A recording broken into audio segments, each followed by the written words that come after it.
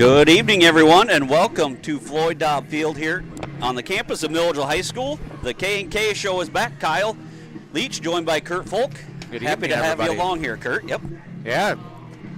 Good to be back. Good to be broadcasting another Missiles football game. What a beautiful night here at Floyd Dobb Field here at Milledgeville High School.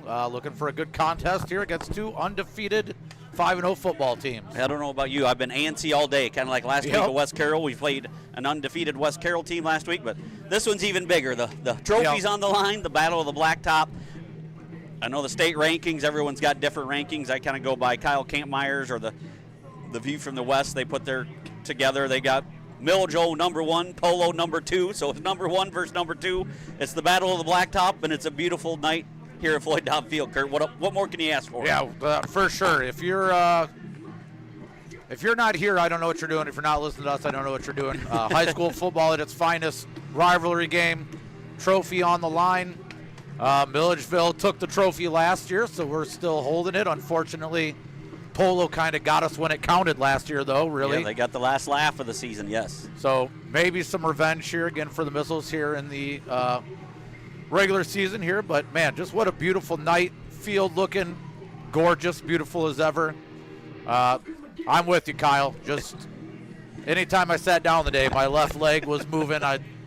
Little ants in the pants ready to go. So let's get this buddy fired up and get moving here. Yep, we're about 11 minutes away from kickoff here or so. But, yeah, we'll talk about the rivalry here. It goes back many, many years. But as of late, Milledgeville's going for their third regular season in a row. The last Polo one in regular season came in Milledgeville's first contest in 8-man. I believe it was their first ever game at Polo week 1. Yep. Polo squeaked out a 40-38 win in that one in 2021. 2022 back here at Floyd Dobb Field, the Missiles won 54-38. Last year at Polo, Milledgeville won the trophy again, beating the Marcos 58-22. But last year in the playoffs, round 2, the Marcos got the revenge, led by Brock Salto, and they defeated the Missiles 28-8 last year in the second round of the playoffs. So trophy back on the line tonight.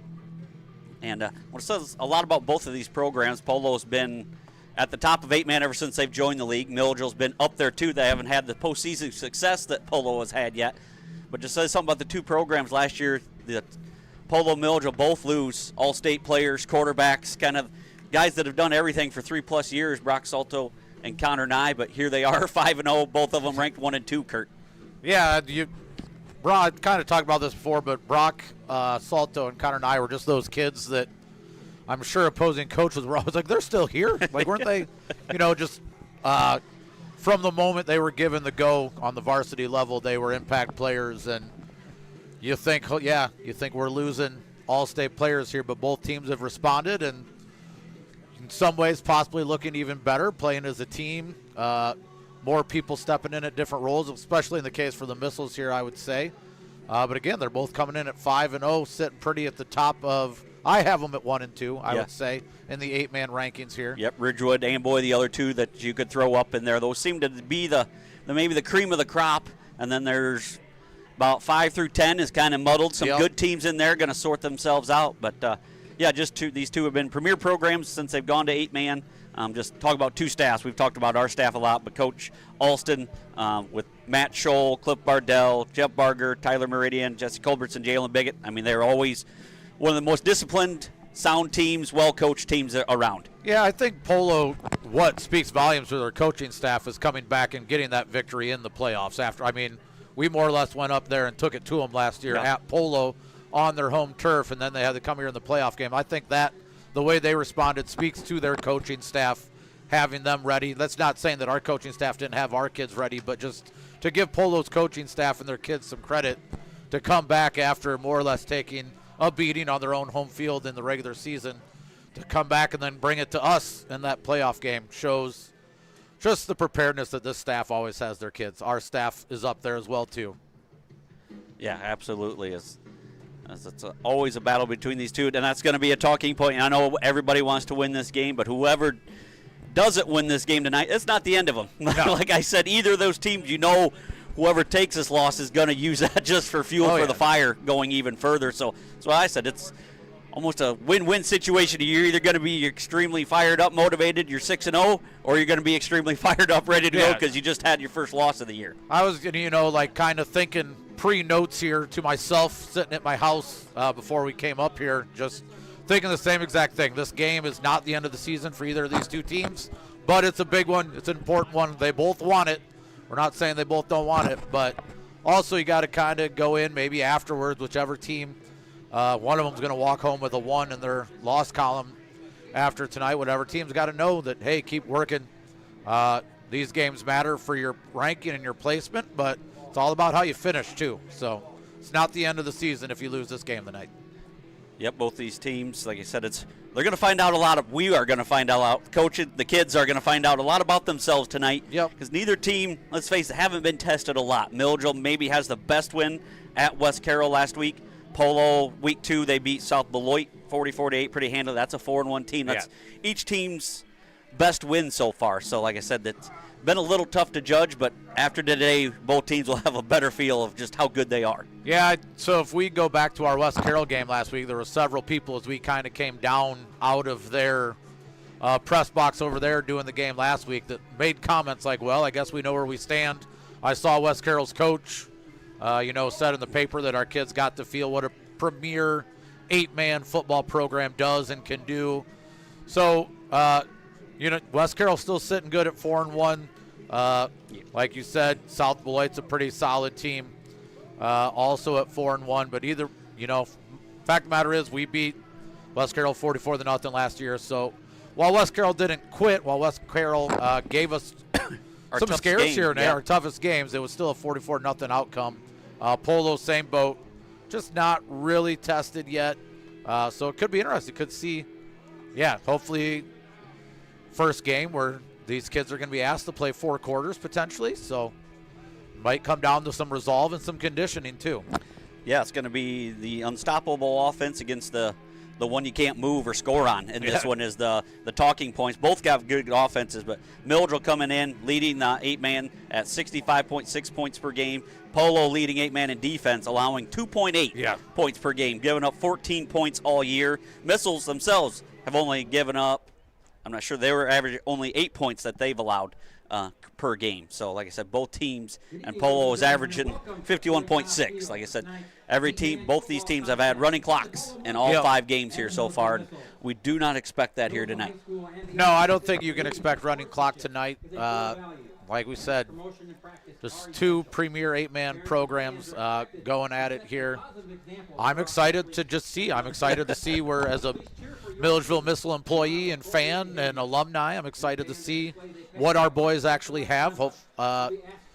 Get some competition here. I'm excited to call this game. So yeah, like you said, if you're a football fan, 8-man, 11-man, don't matter. This is a game you're going to want to watch. There's a couple other ones around the area too. We'll get to those as well.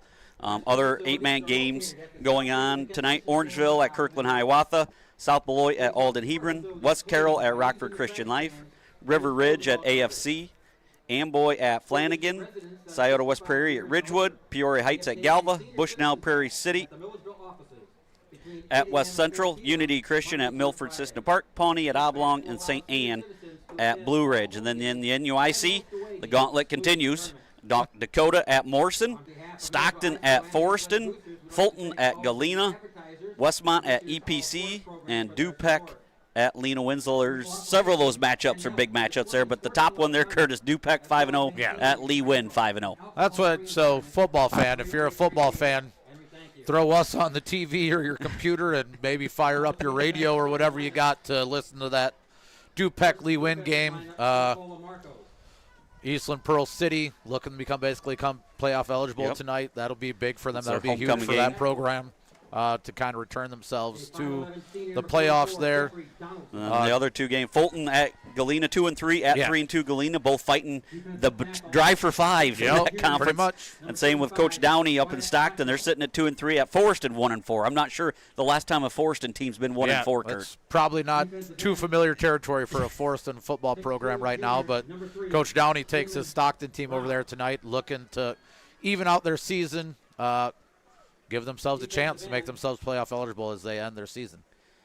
Eric Hernandez checked in, said field looks amazing. So appreciate that, Eric, for checking in. So hopefully we're up and going on our at home here, Kurt. I'm not sure what's going on here tonight. Brooks is on his A game here. Brooks brought it tonight. We heard word that we might have some instant replay tonight. Yes. We were up and running right away, no issues. Maybe a slight one with our headphones here, but just had to turn on the power strip.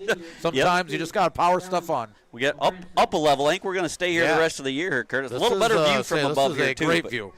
I don't know why we didn't come here right away, but this is because we got one more home game, and then then playoffs start and radio stations start piling in here, so space is limited. So there's another radio station here tonight, so we bumped up a level.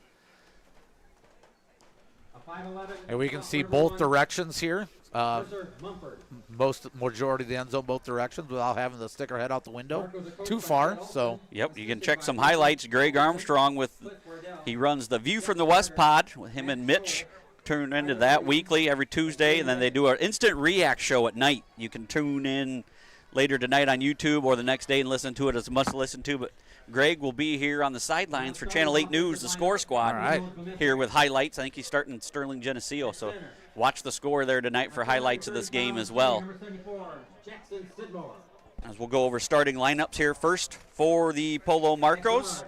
Quarterback Gus Mumford, fullback Kalen Goldbertson, running back Noah Dewey, tight end Damon Rowe, tight end Corbin Cavanaugh, guard Wyatt Plockno, center Jeffrey Donaldson, guard Logan Nelson, defensive end Damon Rowe, defensive tackle is Plockno, defensive tackle Donaldson, end Dewey, linebackers are Gage Ziegler and Goldbertson, cornerback Mercer Mumford and Gus Mumford, head coach Ted Alston, Cliff Bardell, Matt Scholl, Jeff Barger, Tyler Meridian, Jesse Culbertson, and Jalen Pickett.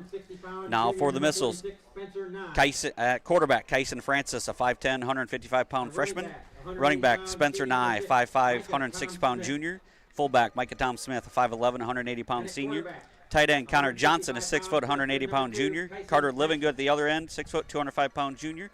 Caleb Sarber at guard, a 5'4", 145-pound junior. Jackson Sidmore, a 5'10", 230-pound senior, and Dalton Adamek, 6'1", 230-pound senior. Defensively for the Missiles, at the ends are Livingood and Adamek, nose guard Sidmore, linebacker Tom Smith and Sarber, as well as Spencer Nye. Cornerbacks Connor Johnson and Evan Shank, a 5'8", 160-pound junior, coached by Jason Roble, assisted by Brad Grenoble, Austin Caravia, Cal Engelkins, Cameron Dautine, Ryan Kendall, and Cody Grew. So it looks like 6 players starting both ways for Polo.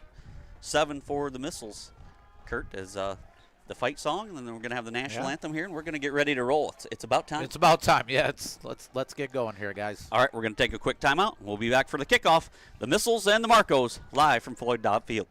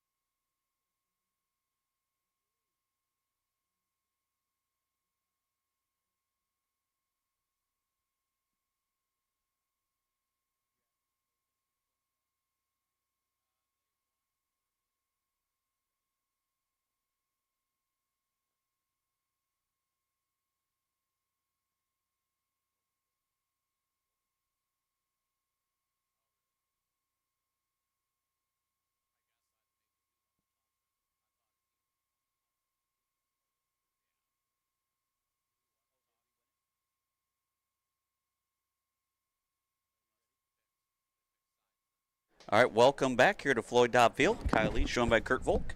We're ready for kickoff here in moments. Both teams huddling up. Looks like the Missiles, sounds like the Missiles have won the toss, Kurt, and elected to take the ball first. Yeah, set the tone offensively tonight. Start with the ball.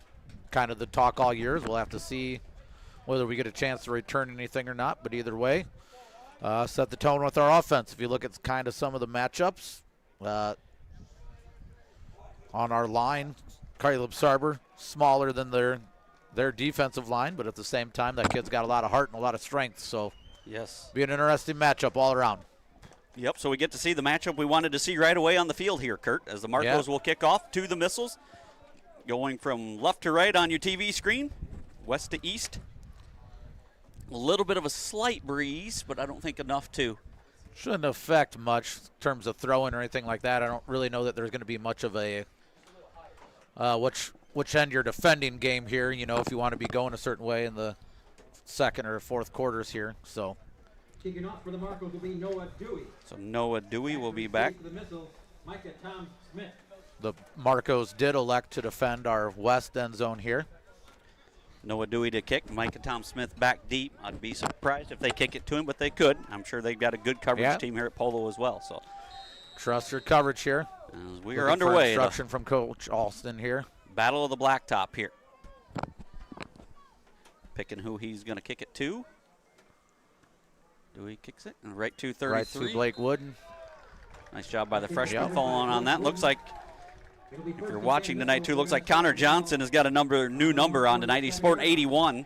He was 7 last week, 81 this week. The rest look the same, I do believe. I believe Johnson's also been 14 at some point this year. So they like to confuse us here in Milledgeville. Yep, great field position here after recovering that onside kick at their own 47-yard line. Francis under center, double tight end set, Nye and Tom Smith in the backfield.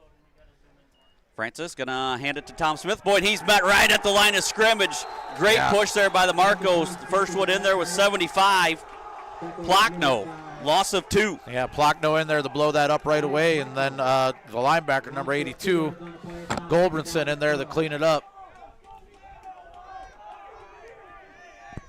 Marco's kind of showing on that first play why they're only giving up 2 points. Yes, this defense is very stout. Just underway here. Not much of a push that time, obviously, by the Missiles offensive line that time. To see what we got drawn up for second down here. Second down and 12. Ball back to the Missiles 45-yard line. Francis once again under center, I formation behind him. Francis going to take the snap, pitch it to Tom Smith. He's going to throw it to Johnson. And Johnson dropped it right in the breadbasket. Johnny dropped it at the 30-yard line. Oh, my goodness, that's one they're going to wish they had back. Yeah, that was open, right in his hands. He had it, maybe thinking about extra yardage a little too soon. Well, he hasn't dropped. Well, he made that spectacular one-handed catch last week and couldn't come up with that one. Might have been a little too easy for Johnson that time. He should have tipped it first. So third down and 12 now for the Missiles. Missiles got themselves a little bit of hole here. Third down and 12, not something we faced much this year. Maybe a couple times last week at West Carroll, but 3 to the left, shotgun formation. Tom Smith, Nye, and Johnson. Just waiting for him to get set here. Francis out of the shotgun set.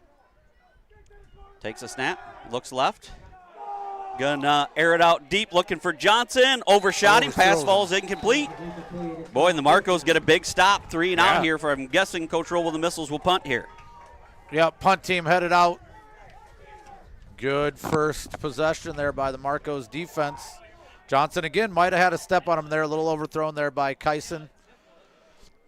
Maybe like to see Kyson go through his progressions a little bit more there, looking deep right away. He might have had Micah underneath or even Spencer breaking tackles in some open field here.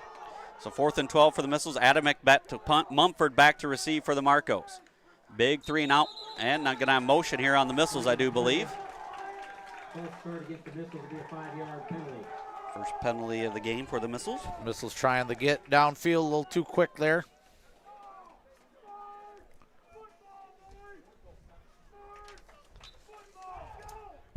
Not the start the Missiles offense or team in general is looking for here. Hopefully we can get a good punt off here. Yep, Adamek. Bring our defense out and get a stop. Once again, 5 yards back. 4th and 17, ball on our own 40. First kick going to be, looks like a good kick. Going to go inside the 20, take a missile bounce inside the 15, down near the 12. About so the great 12 punt there line. by Adamick. So the Marcos defense does their job first. Now we get to see their offense and the Missiles defense here. Yeah, Missiles started with good field position there at about their 50-yard line, but could only move backwards. But a good punt there by Dalton Adamick. Took a good bounce. Puts the Marcos at their own 12-yard line. First and 10 for Mumford and the Marcos. I know we don't hide that we're Missile fans here, Kurt, and on the Missile broadcast, but this is another local team. We'll do our best cheering for both. Yeah. As well, I even wore a Polo shirt tonight. Yeah, that's the best we could do, really. It's a Missile Polo, Yeah. but I do have a.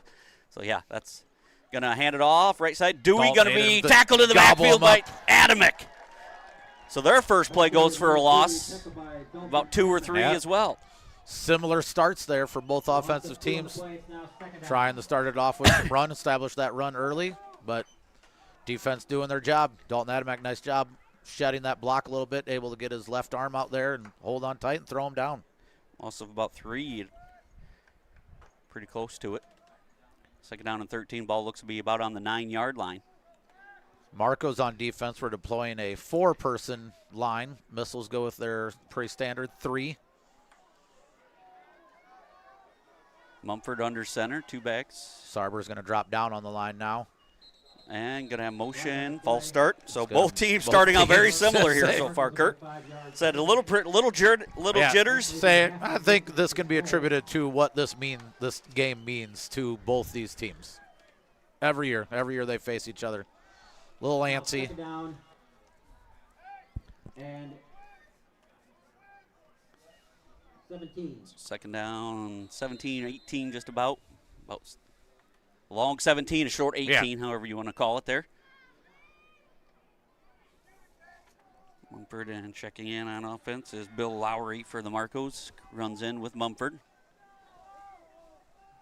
Noah Dewey, who was out for that second play, comes back in as well. Yep, he's lined up all the way to the outside. He's lightning quick back wide receiver. He's Mumford going to be tackled. Near safety. Ooh, he might be. It's going to be close. Could be a safety. What's the call? They're going to talk about it. That's got to be in the end zone, doesn't it? Nope, it's out. It's about the 1-yard line. Boy, All right, that was close. Livingood Livingood had him just in the about end had zone. him. Carter Livingood. Now third down Right. and 21. At the end zone. Also 3 there for Mumford. So right away, Adamick, Livingood. I kind of nicked the Bash brothers. Yeah. Kind of the Mighty Ducks Say reference. the Mighty Ducks. So Hopefully they got bandanas on underneath those helmets. I was a little disappointed as talked to Carter today, and he was not sure, did not know who those guys are. Oh, no. Going to have a movie day. Yes. After I showed him the movie or the picture, he did. Instead of film on Monday, Coach Robe, we'll just play the Mighty Ducks, please. So third down and 21, ball at the 1-yard line. And now another false start line, which is only going to be a 6-inch penalty. Not going to be much of a penalty, but delays it here a little bit. Remains third down. So third down and 21, 6 inches. That ball resting on, that ball on the goal line pretty much. One end towards our west here has to pretty much be on the goal line there. They going to air it out here, go deep, or you think you're going to try to play it safe and give their punter some room You here? got to play it safe here, try and give your punter some room. The Missiles got to stay home, watch some sort of like draw, maybe inside screen, but you don't want to spend too much time in your end zone here. Mumford gonna gonna air it out to Dewey. Dewey's got it. He's got a completion. Mumford put it right on the numbers at about the 30-yard line. Boy, that was a pretty ball from Mumford. Out to the 29. That ball by Mumford right there to Dewey, where only he could get it. Pretty good coverage there by Connor Johnson, but nice ball, nice catch. Boy, give to Coach Alston some credit there. Some guts there. Third and 21 from your goal line. He airs it out. They gave him protection, and he throws a strike in there to Dewey.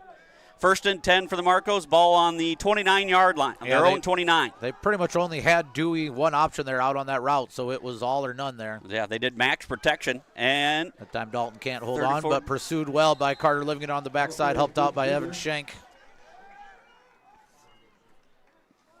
Tackle by Carter 34 Livingood. Ziegler on the carry. 1 Gain of yard 1 gain. on the play. Second down and 9. 30-yard line. Ball on their own 30-yard line. 8:22 here to go in this opening quarter. Milledgeville 0, Polo 0. One Dewey split out to the left. Like I said, I think they're going to get him out wide, use him one-on-one. Going to be right up the middle. Mumford spinning around. Good gainer there before he's brought down by Nye and Sarber. Yeah, Marco's still kind of employing sort of that wildcat that they kind of ran with Brock last year. I would say that Mumford here maybe probably more of a traditional quarterback than Brock Salto was last year for him. But yep, he does have good wheels. He will look to run some. Yeah, he's a dangerous weapon as well. Gain of 5 there. 3rd and a long 2 here for the Marcos. Ball on their own 37-yard line. And you know Dewey's fast there on the outside if he can get a step on Connor Johnson, because we've seen Connor Johnson's speed. Mumford up the middle. He's going to have the first down, and now he breaks open. Mumford's going to take this one to the house, I believe. He's at the 30. No one's going to catch him. 10, 5. That's a Marco touchdown. Mumford goes 63 yards for the Polo score, and they strike first. Yeah, it looked like the Missiles had him kind of stymied there. It might have been a first down, but I thought it looked like he was going to be down. But so the Marcos end up driving 99.9 yards there, Kurt. An impressive drive there for the Marcos, capped off by a 63-yard Mumford touchdown run. Yeah, just when it looked like the Missiles were going to have them backed up, punting. Nice strike there on a third and long play, and a couple run plays here, and Mumford able to find space there. Almost right up the disaster, middle. almost getting a safety to go 99 yards. Yeah. What a swing in this game. Our punting from your own end zone there, too, with Mumford. Some big plays on that drive for the Marcos, as well as Dewey that catch as well. Now the 2-point conversion. And going to have timeout taken here by Polo. We'll just keep it right here. We'll take a break after the 2-point conversion try. Marcos on top 6-0. 7:13 to go here in this opening quarter. They stop the Missiles on a 3-and-out and then drive 99 yards. Yeah, unfamiliar territory here for the Missiles. It'll be interesting to see how they respond to being down for the first time and not coming out and scoring on their first drive. So Mumford 63-yard touchdown run. Yeah, it looked like the Missiles had Mumford kind of gathered there. I think he would have had the first down. Yeah, he had a good gain, spun out of a couple of tackles, and once he got loose, he was gone. Johnson nearly caught him, about another 5 yards. Johnson maybe gets him. I think Johnson gets him if he has a little more field there. He dove at the end to try and bring him down. But my favorite mother-in-law said, nice replay. The system is up and working.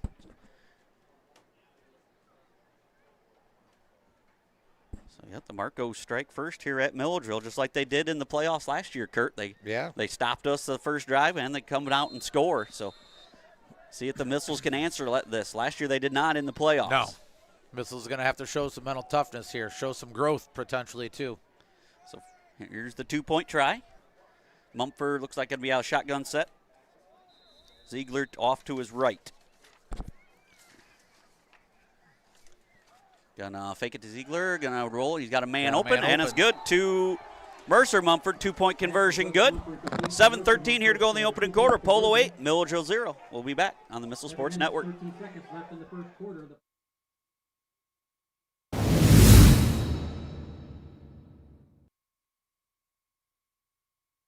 At Country Financial, we enjoy serving the community in which we live, big or small.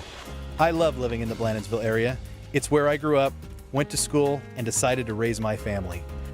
I never had a desire to live or work anywhere other than in a small town. I feel lucky to help my longtime friends and neighbors with their insurance needs. It's like working with family every day. I'm Brett Powell, your local Country Financial representative, whose door is always open to work with you.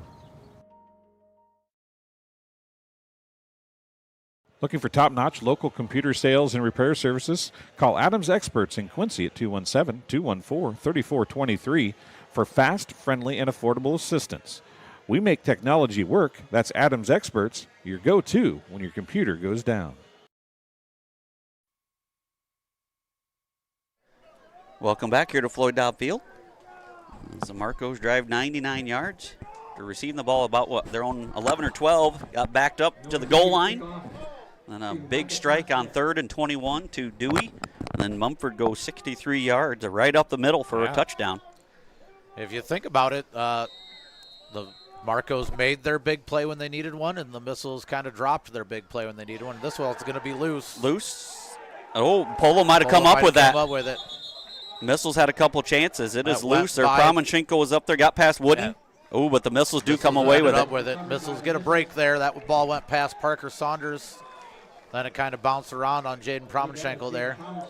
Promenchenko does come up with it. Boy, that's a big recovery for the Missiles. Yeah. They'll have it 1st and 10, ball on their own 42-yard line. And Missiles going to kind of luck out there. It kind of looked like Polo pounced on that, but good job there securing it by Jaden for the Missiles. 1st and 10 for the Missiles. They went backwards their first series against this vaunted Polo defense here. Say it's early, but it also seems like the Missiles need to respond here with something of their own. Francis going to hand it off to Nye. Nye up the middle. Short gain of 1. Donaldson in there on the stop. Going to give him about 2 on that one. Yeah. Short little gain there on 2nd down. I think it's important that the Missiles can kind of establish a running game here, open up the passing game a little bit. No need to panic, but it would be nice to see a drive here by the Missiles. Take some time off the clock, move the sticks. 2nd down, Francis once again under center, double tight end set. Pitch it to Tom Smith. Tom Smith gets around 1, makes another man miss, but another short gain. Ziegler and Goldbertson on the stop. Going to be about 3rd and 4 after a gain of 4. That play illustrates, I would say, the difference in the competition this week. That's a play that after Micah sheds that first tackle, first 5 weeks of the season, he's probably then taken for a touchdown, but these Marcos flying to the ball. So big down here for the Missiles. 3rd and 4, ball on their own 49-yard line. 5:54 here to go in this first quarter. Going to be Nye up the middle. Kind of Spencer going to fall forward for the first down. Needed 4, got 6. Nice patient run there by Spencer Nye, finding the hole on that kind of inside trap lead play there. So 1st and 10 for the Missiles. Ball just outside the Marco 45-yard line. Just on the bottom corner of the M on the Missile logo here at midfield. Francis once again under center. Going to fake it to himself. 9. Going to be met right at the line of scrimmage. Gain about a half yard on that play. 2nd down and 9. Ball up to the 45. So long 9 here.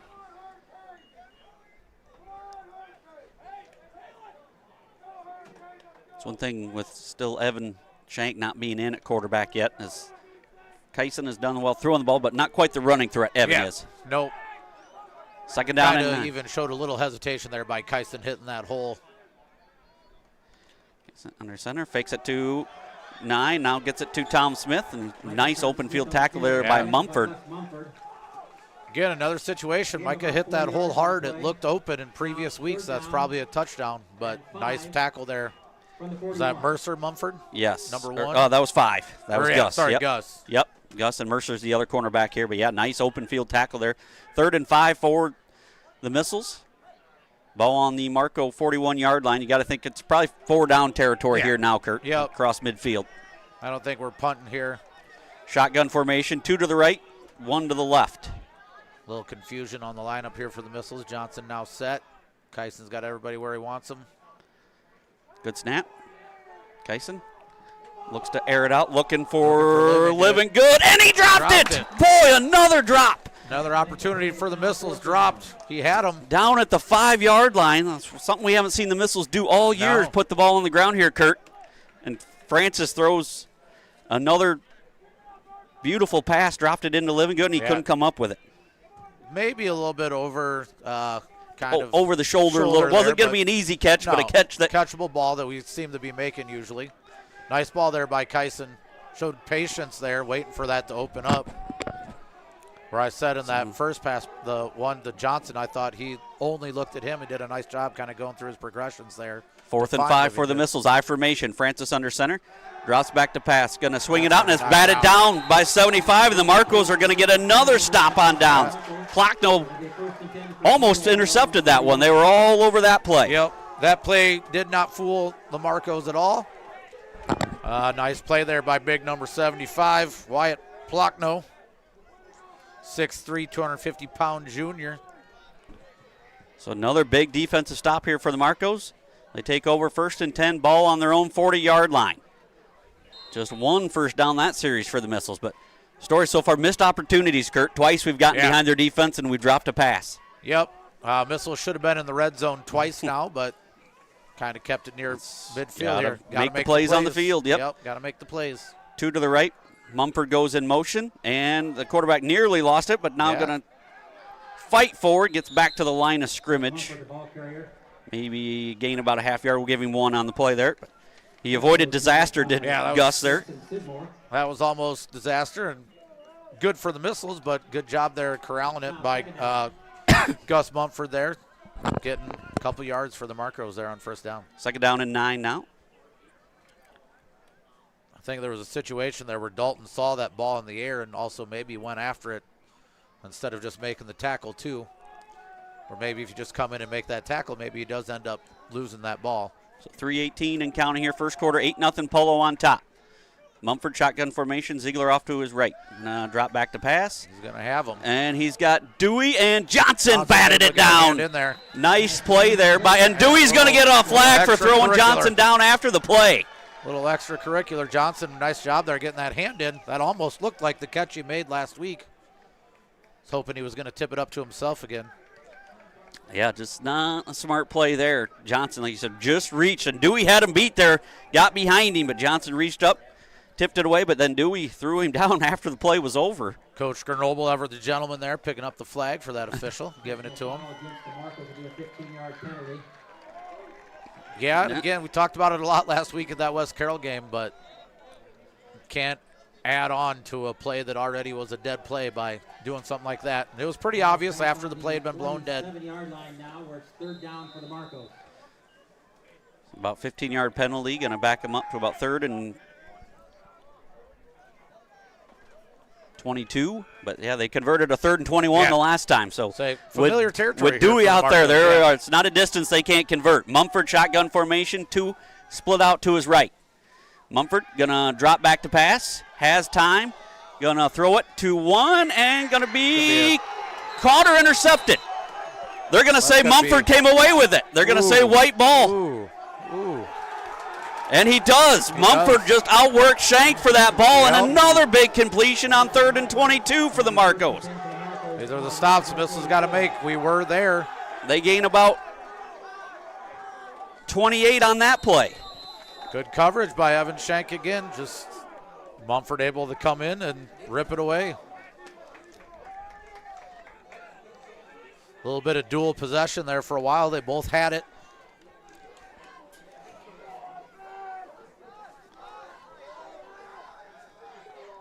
So Mumford with the catch. Mumford to Mumford. 1st and 10 for the Marcos, ball on the Missile 44. Gonna pitch it to Dewey. He makes one man miss. Not the second one.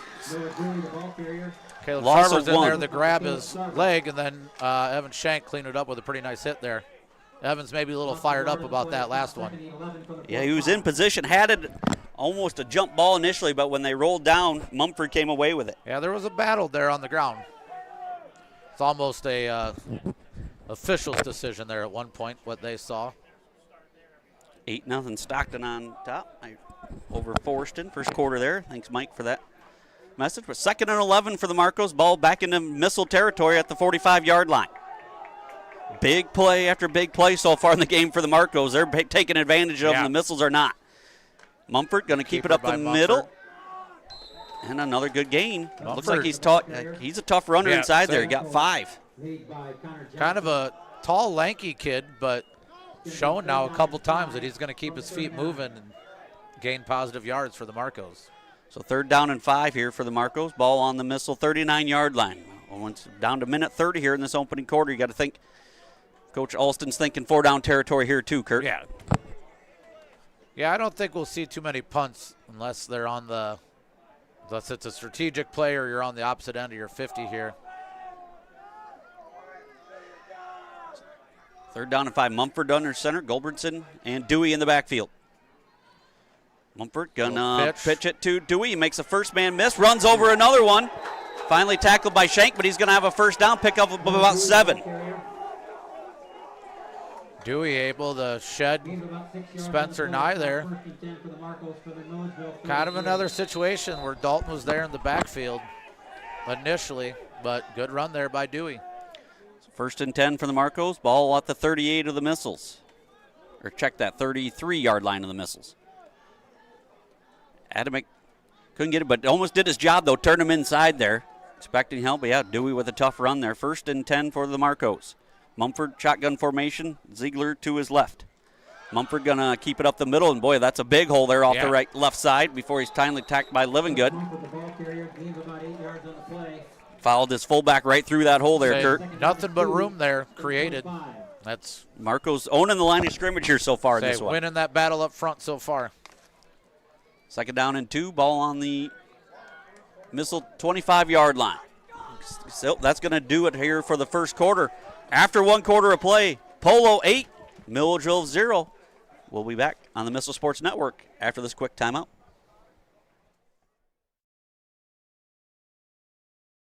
MDH when we were trying to get pregnant. We were struggling the first year, and then when we got pregnant, I stayed at MDH and through labor and now for pediatrics. My experience was nothing short of phenomenal. I was met with amazing staff members who helped me through concerns that I had when she was first born, helping me learn how to be a new mom. It was really reassuring and comforting knowing that I had so much support and kindness around me. My entire pregnancy at MDH was amazing.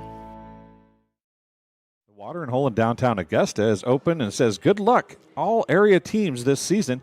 Stop in for a cold drink Monday through Friday, 2 p.m. to 1 a.m. with happy hour 4 to 6. Then Saturday, 1 p.m. to 1 a.m. You can watch the game there today. If you aren't there, get there. And Sunday, 10 a.m. to 10 p.m. Watering Hole says good luck to all area teams.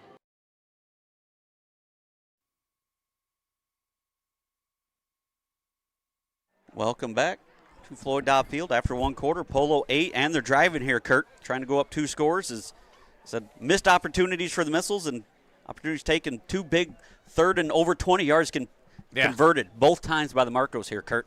And the Missiles dropped 2 passes that would have put them deep into Marco territory. You can say missed opportunities all around, both offense and defensively. Those 2 missed catches where it was in their hands, it was there. That Carter Livingood one was going to be a tough catch, but that's a catch that kid normally makes. He'll want that one back. And then defensively, or offensively for the Marcos, but defensively for the Missiles, the Marcos have just made 2 big plays, and then that gets them near midfield, and they've sustained drives here. Yep, give them credit. They're stepping up, making the plays here, especially in that first quarter, but a lot of football game left here. Yeah, say in other news, we had a first quarter end before 7:30, so that's got to be some kind of record this year. Second down and 2 for the Marcos. Mumford, shotgun formation. A ball on the Missile 25. Going to hand it to Ziegler up the middle. He's going to have the first down. I believe he's close to it anyway. Yeah, he's right near it. Right at it. They're going to, I think, mark him short. Be third and short. The first down, so it'll be 3rd and short for the Marcos. So 3rd and less than a yard, about half a yard away here for the Marcos. Yes, by far our quickest quarter. Or opening quarter, that is, of the season. We've had some quicker 3rd and 4th quarters. Yeah, we've had some flying 3rd and 4th quarters. I feel like we've had some first halves not end until about 8:30 or 9 o'clock, though. I formation for Mumford and the Marcos. Goldbertson and Dewey just to be a quarterback sneak, and he's going to have it. Gain about 3 yards on the play. Has the first down there and then some to put him at the 20-yard line. So 1st and 10. See if the Missiles need to step up here defensively, Kurt. Yep. It's going to have to happen here. They've had opportunities to get them off the field on 3rd and long, but can't do it. Now they're just getting chunk plays running the ball here. 1st and 10 for the Marcos. Ball on the Missile 20. Shotgun formation in the backfield is Lowry next to Mumford to his left.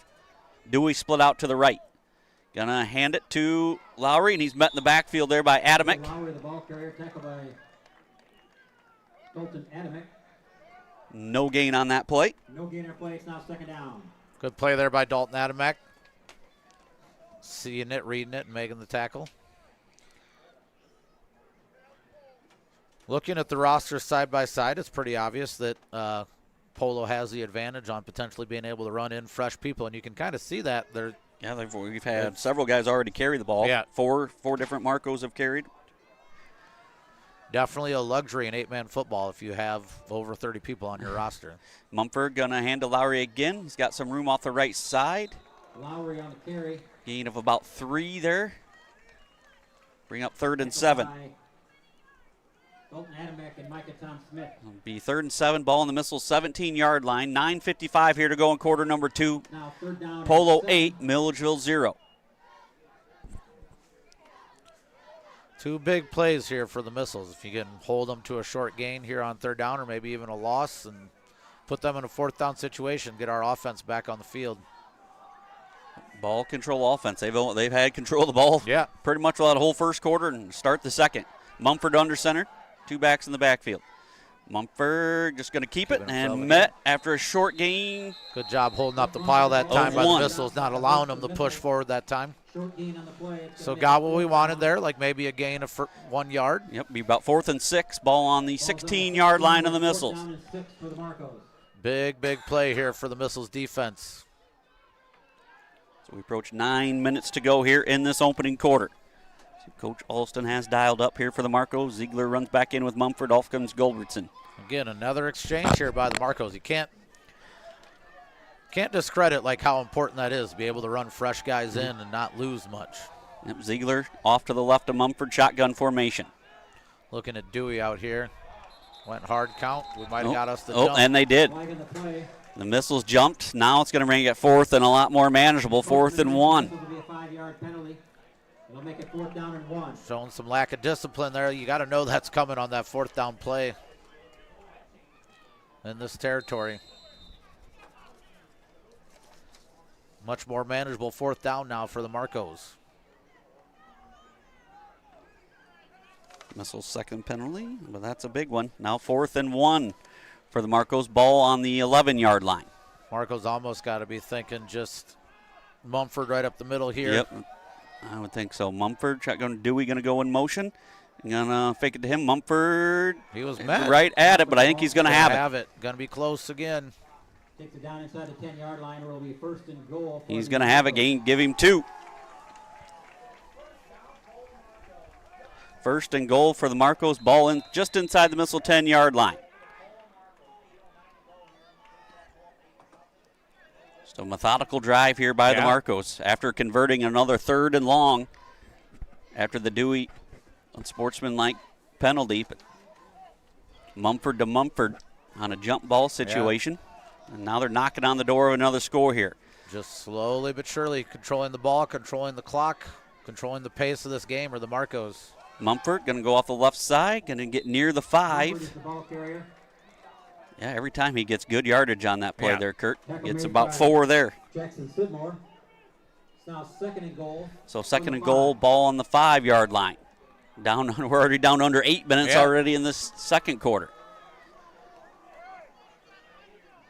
Yeah, every time Mumford comes over here, gets the play from Coach Alston.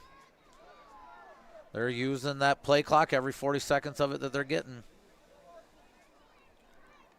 2nd down and goal. Ball on the Missile 5-yard line. See if the Missiles can get in here and pop something loose. They kind of need a big play. Mumford going to drop back, looks to pass. He gets out of the grasp of Adamek, but and who's that? Saber over there to bump him out of bounds. Got back to the line of scrimmage, back to the 5. Yeah, Adamek with the initial pressure. Sarber, Nye over there as well. Push him out of bounds. I didn't see. I don't even know if he had an option to pass to. I don't know if we had him covered up. I couldn't really see if anybody was in the end I didn't look there. downfield either. But 3rd and goal from the 5. Might have been a run play from the get-go, but. Shotgun formation. Lowry off to his left. Dewey split out to the left. Dewey goes in motion. Now jets back, and he falls down, but swings it to Lowry. Lowry's going to be met in the backfield by Living Good and Nye. And that's going to be a loss of about 2 on the play. Yeah. Dewey slipping up there in his motion. Might have deterred that play a little bit because he wasn't there to be the lead blocker outside. Carter Living Good, nice pursuit, though. Nice tackle in the backfield. Big 4th down play here for the Missiles. Another 4th down here. They converted the last one after they got the Missiles to jump, made it 4th and 6 to 4th and 1, and then Mumford kept it. See if Coach Alston might have to take a timeout here. He's debating with Coach Scholl on the sideline about what to do. 14 seconds on the play clock. And it looks like what they're going to do here. Looks like we're going timeout, but they're going to let it drop down. Control the clock here. So timeout here. We'll take one with them. 6:05 to go in the second quarter. Polo 8, Milledgeville 0. We'll be back for a big fourth down play after this timeout.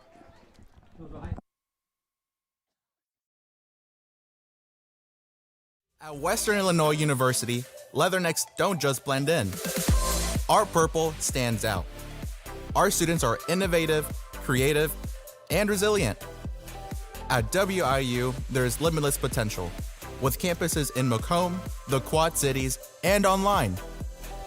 Visit wiu.edu/potential to become a Leatherneck and get an education that stands out. Sports Corner at 124. Macomb's original local sports bar is the Sports Corner at 124 with a focus on local sports. Catch WIU games and all the area TSSR Game Time live broadcasts at Sports Corner at 124, all while enjoying your favorite cold drink and some of the best food in West Central Illinois. Stop in and say hi at 124 North Randolph Street in Macomb.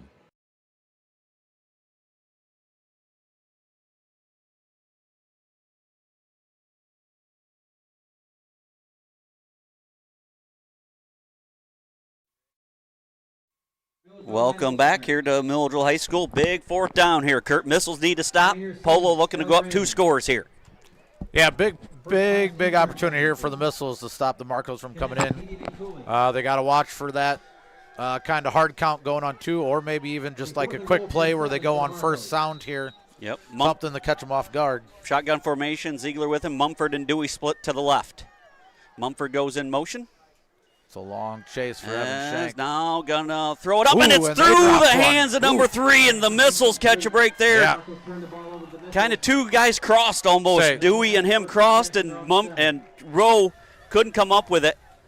But Mumford put a good ball there. Just a missed opportunity there for the Marcos, and the Missiles get a big stop here, Kurt. I don't know that he was expecting the ball when it came. He just seemed a little surprised that it was there, and it caught him in the chest. Little crossing pattern, trying to confuse our. Almost like a pick play. Look at the replay here. Yeah, somewhat of a got pick a little play. Caught up. Micah got beat there. Man got beat. Micah's and now Micah's got some room down the left side. He's at the 20, 30, 35, 40. That's about the 40-yard line, 38-yard line. There's a play the Missiles needed. Caught looking at the replay monitor, Kurt, and Tom Smith goes off the left side for 31 yards. I've gotten some word that people are loving the replays, so thanks, Brooks. That's thank you, sponsors. We're able to purchase that. 1st and 10 for the Missiles. Going to hand it to Tom Smith and dropped it. Now Kyson's just going to have to eat it, and that's going to be a big loss. Yeah. Just when the Missiles do something right, they shoot themselves in the foot here. Missiles got to. We hurried to the ball there when I thought we could have maybe afforded to kind of regroup after that big play and come back and try and get another one. We hurried to the ball and went almost same play, pitch to the outside there. Loss of 6 on that one after Tom Smith goes for 31 yards. 2nd down and 16 now for the Missiles. Ball back on their own 32-yard line. Missiles got to move forward here. Francis under center. Got back to pass. Looks to air it out. He's got Living Good. He's got it. Living Good catches it at the 40. He just made sure he caught that one instead of up to the 38-yard line. Say maybe some extra room there for Living Good after he caught it, but I think after you drop one, you're just making sure that ball's in your hands. Yep. First completion of the game for Francis goes 30 yards to Living Good, and the Missiles are starting to put something together here. 1st and 10, ball on the Marco 38-yard line.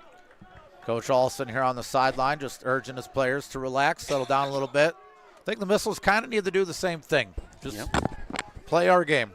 1st and 10 for the Missiles, double tight end set, pro formation behind him. Gonna hand it to Tom Smith. Tom Smith off the right.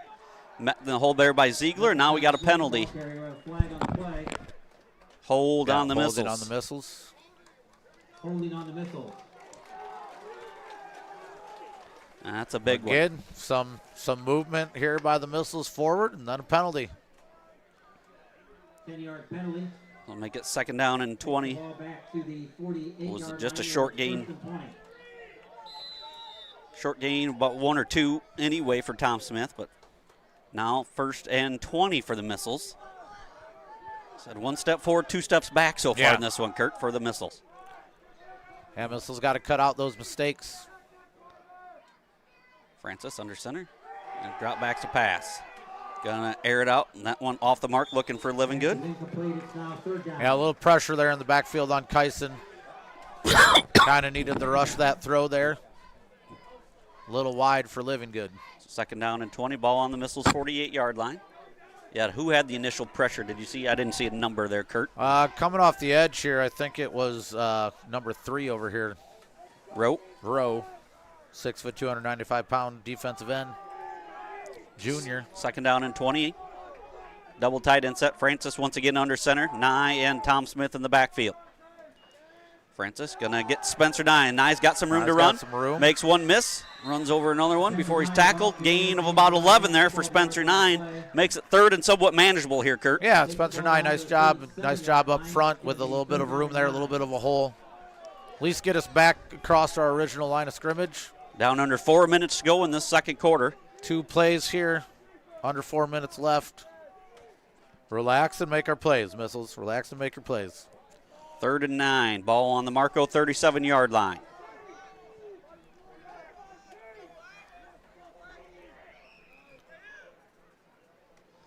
Francis takes the snap once again to Nye. Nye going to be met after a short gain of 1. Going to bring up 4th and 8. Yeah, hoping for a little bit more there if you were Coach Roble in the Missiles, but now it's going to be 4th and long here for the Missiles. About 4 or 5 Marcos in there on the tackle. 3:12 and counting here in the second quarter. Missiles need their own big conversion here on a 4th down. Find some daylight. Shotgun formation, 3 to the left here for the Missiles. Francis takes a snap, fakes to Johnson. Gonna air it out deep to Tom Smith. Tom Smith has it! Down at the 12, inside the 10, about the 8-yard line. What a play! What a play by Micah Tom Smith. He just outplayed Mumford for that ball, and the Missiles have it 1st and goal. Yeah, Mumford maybe with an early jump here. And Micah Tom Smith able to play it correctly and come down with it. 28 yards there unofficially for Tom Smith. Take a look at it again here. Fake screen. Tom Smith going deep. Kyson hanging in there nicely. A little misplay, but Micah Tom Smith played it right. Francis up to Nye. Nye makes one man miss. Spins out of another. Down near the 5, about the 6-yard line. Good run there by Nye. Good run. At the 5. Gain of 3. He had to work hard for those 3 yards. 2nd and goal. Ball on the 5-yard line. Missiles need to punch one in here, but you need to take your time a little bit here, Kurt. They can slow down a little bit here. Let the play clock run down as well. So 2nd down. Leaving plenty of time on it. I formation behind Francis. Francis going to hand it to Tom Smith. Tom Smith hit right away again. Number 3 or 2 in there. Defensive line by the Marcos here, showing why. Linebacker came up on that one and filled. No gain on the play there for Micah. Showing why they're only giving up 2.8 points per game. They do their job. They allow those linebackers to fly in and clean plays up. 1:50 to go. 3rd and goal from the 5 now here. 2 plays here for the Missiles to put some points up on the board. Francis, and now Coach Scholl running down and gets a timeout here. 1:41 to go in this opening half. Milledgeville trails the Marcos 8-0. We'll be back after this quick timeout.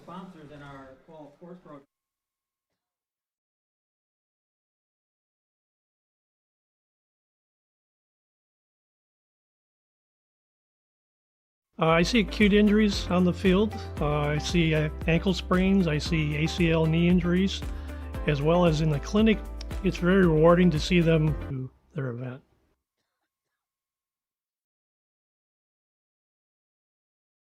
Need ice for your upcoming event? Look no further. Midwest Ice has you covered. Midwest Ice is Central Illinois' newest ice delivery service. We deliver ice directly to your event. Call Blaine Wrench at 309-351-8192 for a quote today. Welcome back here to Floyd Dobb Field. Coach Scholl didn't like something he's seen on the defense, or didn't like what he's seen from the Missiles offensively.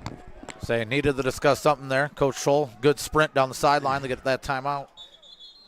And now the Missiles, a chess match. We'll just keep it right here. It gives us a chance to thank our sponsors here There are the Milledgeville State Bank, the Millwheel Tavern, Selman Electric, Gibbs Drywall, Bushman's Service, Ruby's Coffee Coach, Ewer's Garage, Boss Roofing, FBFM, EVS Hobbies, Duncan Land, Wally's Place, McKenna's Flooring, Kness Heating and Cooling, American Quality Windows, Weisner Farms, Living Good Charter, Pearl City Elevator, R&H Seed Solutions, 330 Detailing, SRG Tuck Pointing, and Extreme Tree. So thank you all sponsors. Special shout out there last week to Extreme Tree and Dodger Site. Yeah. The Mannies delivered to the booth. Came through. That was clutch. That was one heck of a surprise that it was actually sitting there when we came down from that crow's nest last week. Yeah, got delivered to the first floor. We're up in the the balcony almost up there. We were up in the ruins. Speaking of clutch, the Missiles need a clutch performance here. Second and third and goal for the Missiles. Ball on the Marco 5-yard line. Francis, I formation. He's under center. Nye and Tom Smith in the backfield. Francis gonna fake it to Tom Smith, and he's gonna keep it. And that didn't fool him. Gain of 1, maybe, down to about the 4. I don't think that was the plan, Kyson. I don't know if somebody went the wrong direction. I don't think that was a planned keeper there.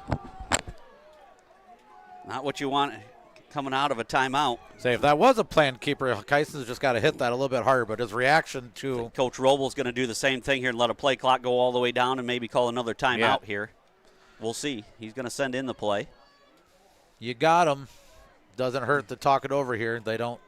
Missiles just made a stand. When the Marcos had it goal to go, the Marcos trying to return the favor. Big down here, 4th and goal from the 4.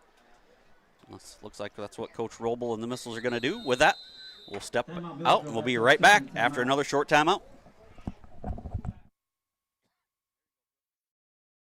Well, I've always had an interest in the medical field, and then growing up, I actually went through physical therapy myself for an injury, and that got me back to playing my sports and the activities that I loved. So seeing that firsthand, I got to see how much physical therapy could really benefit others. Barkley Bills Company, a hat brand built on 2 staples, comfort and style, specializing in snapback trucker-style caps. Check out the selection or consider customs to build your business at BarkleyBillsCo.com. Don't let the hat rack fool you. There's always room for one more BarkleyBillsCo.com hat. Wishing good luck to all athletes this season.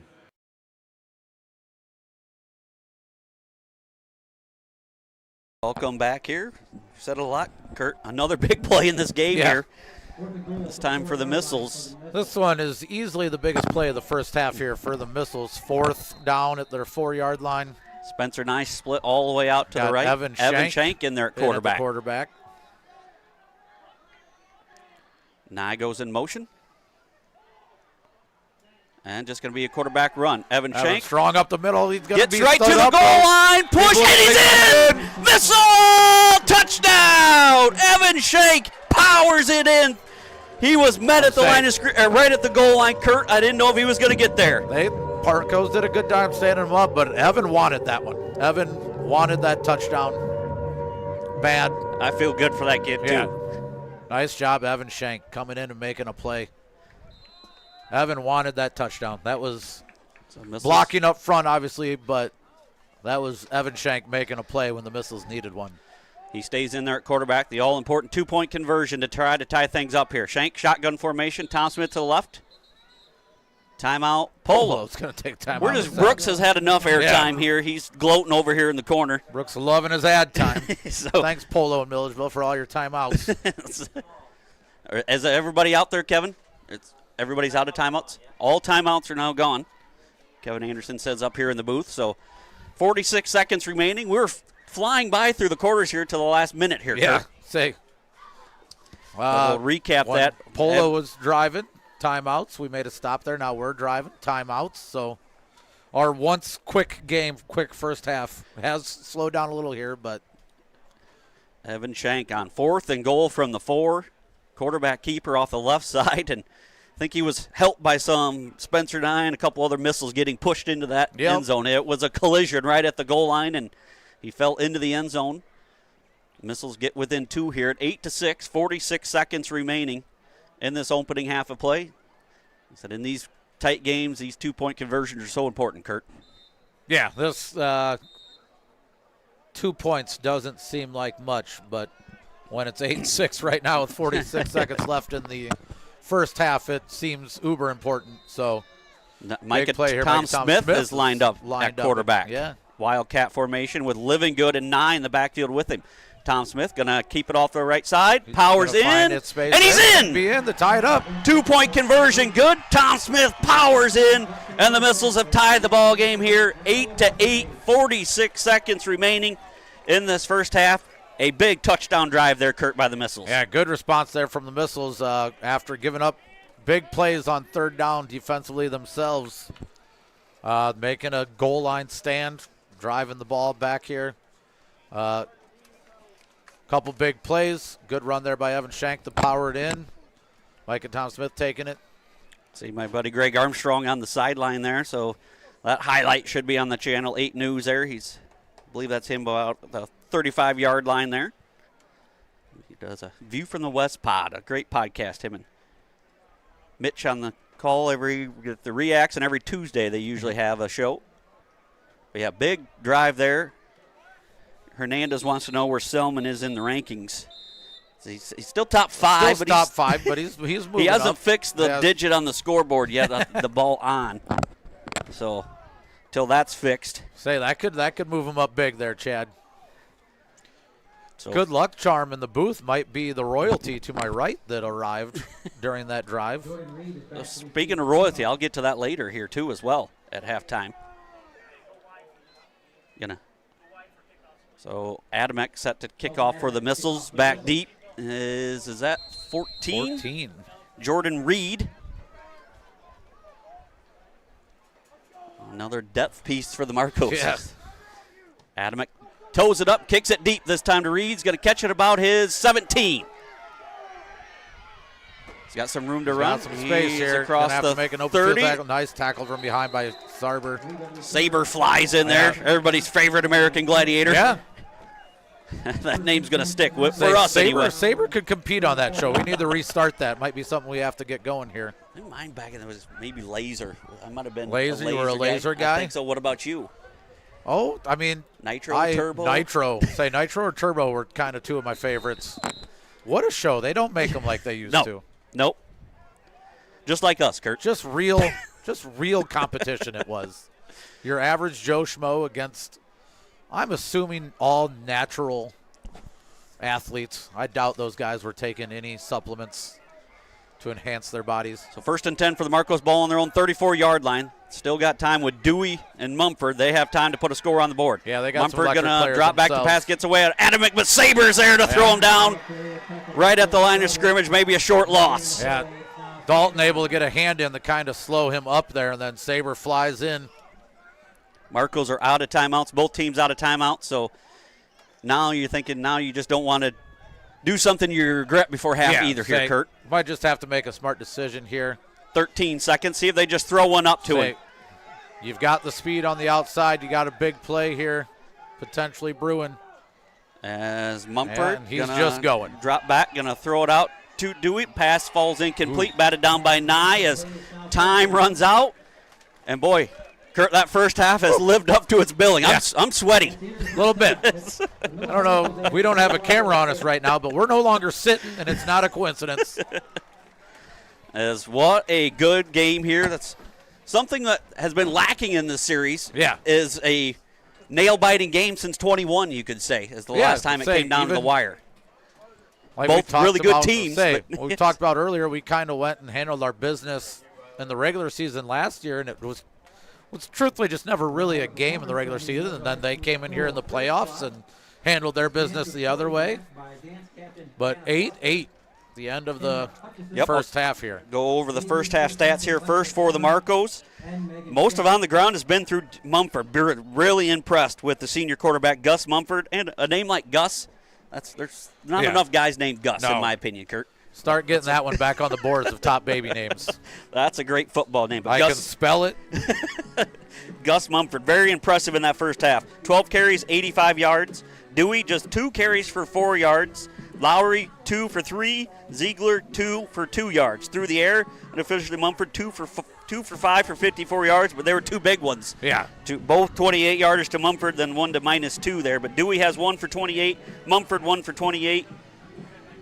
And I think it was Ziegler maybe had the one for -2, I believe, for the Marcos through the air. So they had 3 penalties for 25 yards in the first half. For the Missiles, they didn't have the ball much, Kurt. No. 5 carries for Tom Smith for 37 yards. Nye, 5 for 23. Shank, 1 for 4, but it was a big one. Yeah. A 4-yard touchdown run for the junior quarterback. Francis, 3 carries for -5 yards. Through the air, Francis, 2 for 6. The number should be better than that. A couple of drops there for 58 yards. Levingood, 1 catch for 30. Tom Smith, 1 catch for 28 yards. He had a big one there to set up a 1st and goal, Kurt. Yeah, both defenses bending but not totally breaking. Missiles defense kind of broke early there, but able to get a goal line stop to start our own drive to tie the game up. Both teams, I think, living up to the hype, simply put. I was going to say, we weren't sure how good for sure either. We thought both these teams were good. Everybody knew they were good. It looks like both are really good, Kurt. But so jitters maybe for both and drop opportunities for the Missiles, but the Marcos had one too. They dropped a touchdown pass. They were open in the end zone there. A little bit of a crossing pattern. I think they got a little broken up on their timing, a little bit on their own doing, a little bit on our defense's doing. Nice performance here at halftime there by our Spirit squad. But just what a football game so far. Great football game here so far. Tied up 8-8 apiece. I'd like to thank our sponsors one more time before we cut away to halftime break. They are the Milledgeville State Bank, Millville Tavern, Selman Electric, Gibbs Drywall, Bushman Service, Ruby's Coffee Coach, Ewers Garage, Boss Roofing, FBFM, EVS Hobbies, Duncan Land, Wally's Place, and McKenna's Flooring, Kness Heating and Cooling, American Quality Windows, Waisner Farms, Living Good Charter, Pearl City Elevator, R&H Seed Solutions, 330 Detailing, SRG Tuck Pointing, and Extreme Tree. Any final thoughts on the first half here, Kurt? If the first half is any indication, we are geared up for quite the end. Let's say things. I don't know if we might bring this down tonight because I don't know that I'm sitting again. If the first half is any indication of what the second half is going to bring, there's also a part of me that would like to see Milledgeville come out and maybe a piece punch them in the nose on the first drive that they get, and maybe house some kind of Marcos will receive touchdown. Marcos will receive the ball to start the second half. Maybe some pie will calm you down here at halftime. Yeah, Kurt. say I might need something. I don't know that sugar or caffeine's the answer. But all right. Anyway, we're gonna cut away to our halftime break. We've got about 11 minutes, probably about another 3 before kickoff. So once again, your score here at the half: Milledgeville 8, Polo 8. We'll be back after this halftime break.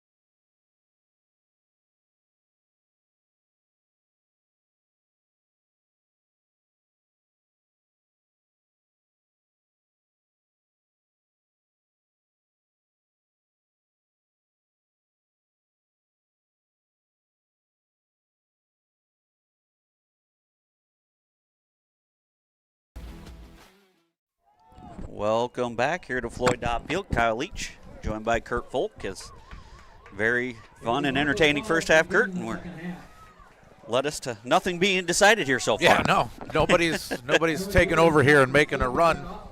But for a very stressful first half, we'll take the 40-0 first halves again, maybe. Yeah, here we are complaining about those games, but yeah, this has been fun here so far. Like this is the game both teams needed to test themselves into the second half.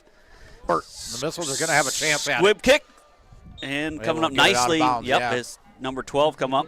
Marco's going to have good field position there. Yeah, I don't think he ever fielded that ball, but Lowry there did a nice job getting that ball out of bounds because Micah Tom Smith had a beat on it. So Missiles or Marcos will take over 1st and 10. Ball on their own 45-yard line.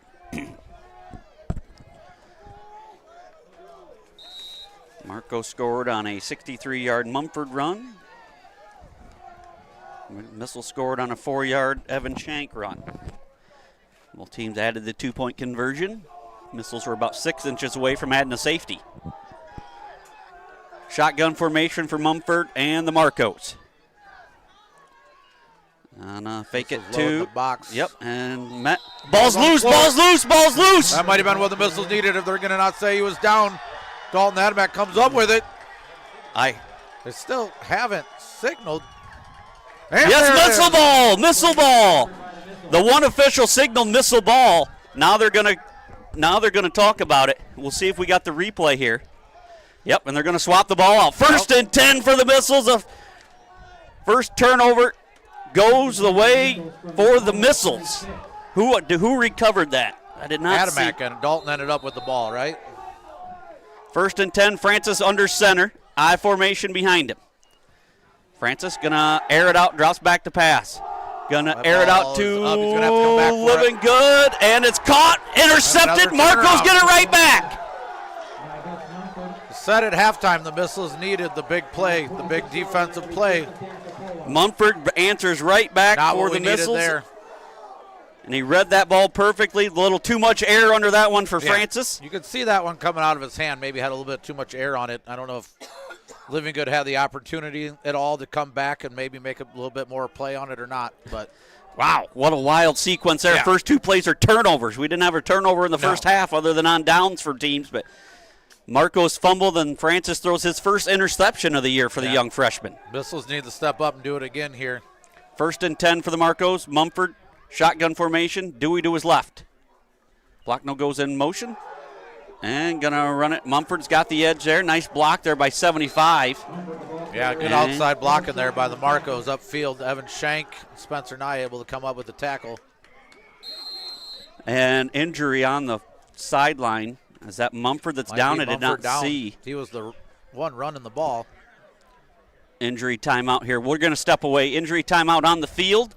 11:31 to go here in this opening, or in the third quarter. We'll be back for the more Missiles and Marcos on the Missile Sports Network.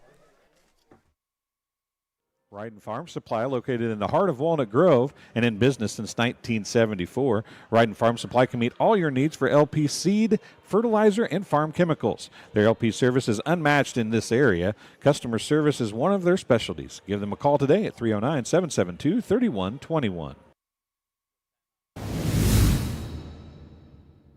All right, quick timeout. Luckily, looks like Mumford is walking it off, going to be checked out. Up and walking it up, getting checked out here. So it looks like number 2 is at 2. JT Stevenson in at quarterback for the Marcos. 2nd and keep it the same. 1, and he's going to be met. Maybe he's got the yardage. Going to be close. We're going to keep him short here. Mumford already back up and by Coach Alston. You got to be thinking he's coming back in here soon. So they might have a measurement here, Kurt. The referees are going to eyeball it up here. And bringing out the sticks. Yep, going to have a measurement on the field. So it's the chain gang time to stop here, or their time to shine here, Kurt. Who do we got on the sticks here? Yeah, we got a Saber. Yeah, we got a Saber on the field again, and a Living Good. So thank you. There's chain guys. About good hustle by them. Jared Nye on the marking down, and it's going to be enough for a Marco first down. So Stevenson gets the 1 yard needed. So it looks like Mumford's going to be checking back in here for the Marcos as well, I do believe, Kurt. Props to the Sabre dad there wearing the hoodie shorts combo. One of my favorites. Tonight's officials, referee Ryan Zimich, Eric Hesselbacher, umpire, linesman Cody Grove, line judge Corey Kreider, and back judge Tim Zimich. So thank you, officials. There's not enough of them. Yeah, we appreciate those guys doing whatever they can to get out here. So Marcos get a first down, and Mumford's back in at quarterback. Mumford takes a snap, going to hand to Dewey. Dewey's going to be met in the backfield. By a host of the Bash brothers, as well as Sabre in there for the stop. Loss of about 2, maybe 3. That flight of missiles in there. Adamak, Living Good, Sabre flying in. Second down and 13 now for the Marcos. But down and distance hasn't been a problem for him most of the night here. No. Yeah, they seem to have a play for every down and yardage so far. Second down and 13, 10, 17 to go in this third quarter. Still tied at 8.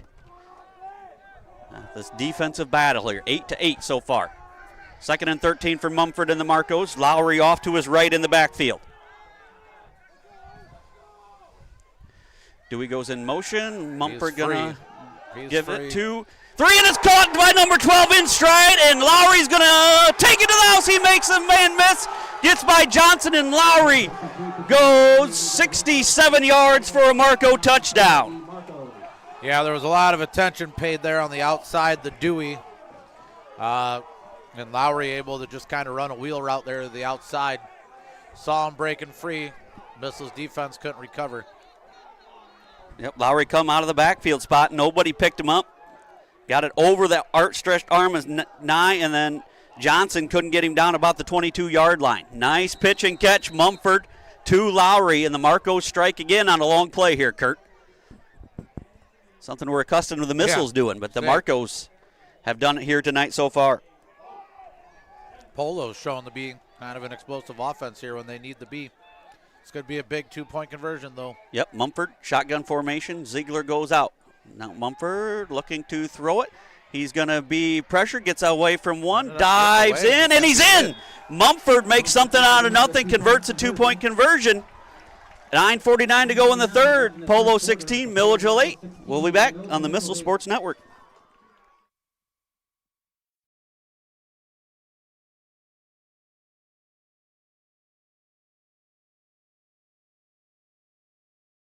At Country Financial, we enjoy serving the community in which we live, big or small. I love living in the Blandonsville area. It's where I grew up, went to school, and decided to raise my family. I never had a desire to live or work anywhere other than in a small town. I feel lucky to help my longtime friends and neighbors with their insurance needs. It's like working with family every day. I'm Brett Powell, your local Country Financial representative, whose door is always open to work with you. Looking for top-notch local computer sales and repair services? Call Adams Experts in Quincy at 217-214-3423 for fast, friendly, and affordable assistance. We make technology work. That's Adams Experts, your go-to when your computer goes down. Welcome back here. Polo answers after back-to-back turnovers. Missiles recover a fumble, but then give it right back. And the Marco strike 67 yards. Mumford to Lowry. And then Mumford adds a 2-point conversion. There's the squib kick. It's going to go deep, down inside the 10. Tom Smith going to pick it up at the 10. Going to try and make something out of it here. Pushed out of bounds. Good coverage there by Dewey and Ziegler. And Missiles are going to be backed up inside their own 20. So great coverage, great kick there by the Marcos. Yeah, that ball just kept rolling down there inside the 10. Micah Tom Smith tried to make something out of it. Good pursuit there by the Marcos. 9:43. Missiles have it for their second time here. Only ran one play. With the interception by Mumford as Francis was looking for Living Good. Francis once again under center. I formation behind him.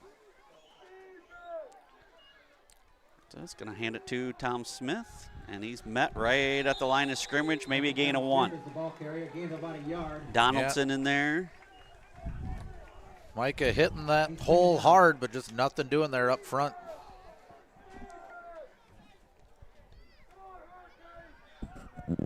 Second down and 9 for the Missiles. Ball on their own 18-yard line.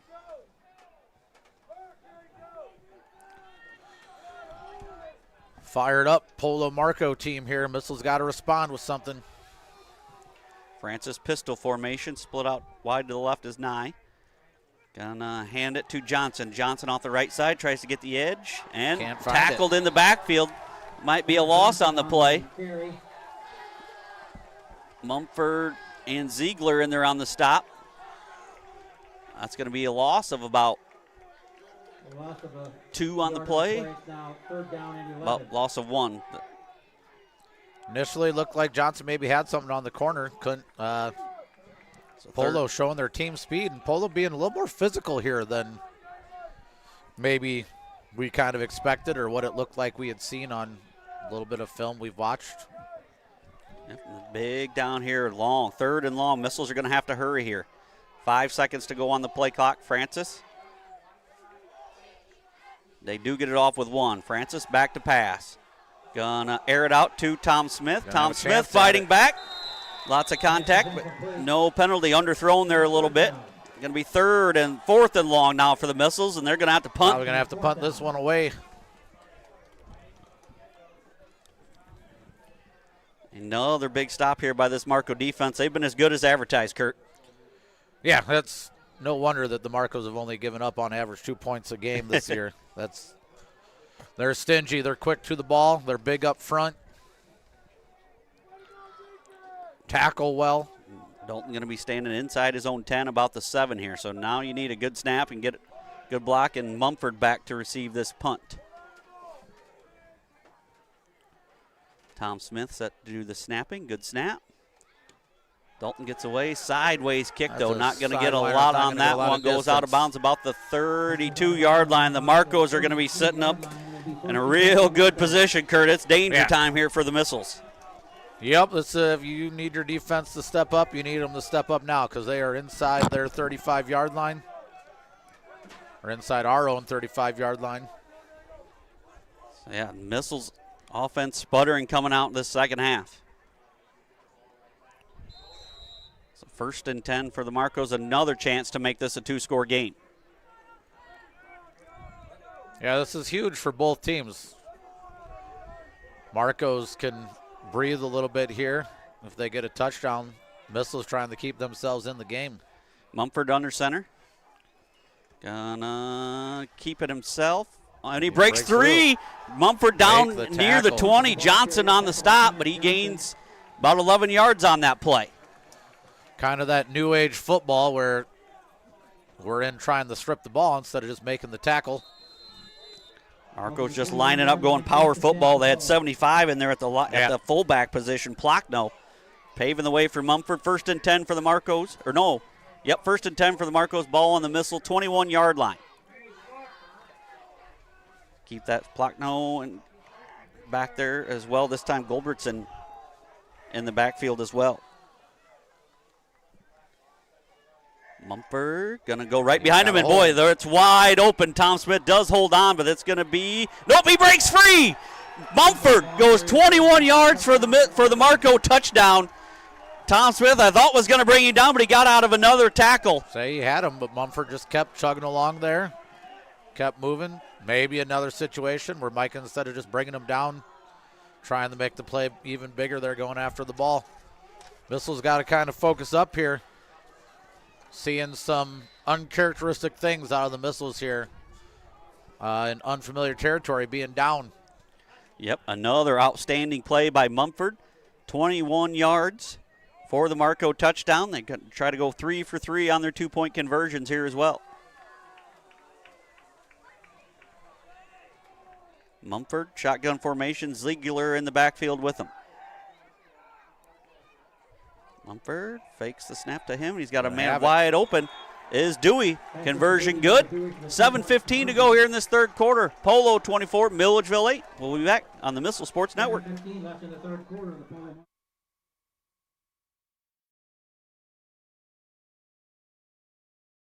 Through MDH when we were trying to get pregnant. We were struggling the first year, and then when we got pregnant, I stayed at MDH, and through labor and now for pediatrics. My experience was nothing short of phenomenal. I was met with amazing staff members who helped me through concerns that I had when she was first born, helping me learn how to be a new mom. It was really reassuring and comforting knowing that I had so much support and kindness around me. My entire pregnancy at MDH was amazing. Watering Hole in downtown Augusta is open and says good luck all area teams this season. Stop in for a cold drink Monday through Friday, 2 p.m. to 1 a.m. with happy hour 4 to 6. Then Saturday, 1 p.m. to 1 a.m. You can watch the game there today. If you aren't there, get there. And Sunday, 10 a.m. to 10 p.m. Watering Hole says good luck to all area teams.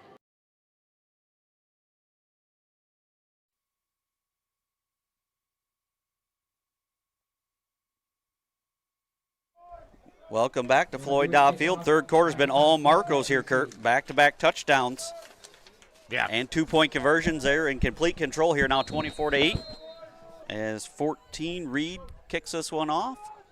We fielded by Nye about the 38-yard line. Tackled at the 40. Nice throw by Ziegler. By Marco. Yeah, Missiles, everything was looking good when we got that fumble on the first play. First and 10 for the Missiles. They had the ball on. I think I kind of even said at halftime that's what we needed to have happen. It's been the Gus Mumford show. He has been dynamite here. That had the big interception, and then the 67-yard touchdown pass to Lowry, and the 21-yard touchdown run. Seems like Polo kind of always has that player that can just manage the game for them and kind of put the game on their backs. Francis gonna fake it. Now he's gonna tuck it and run.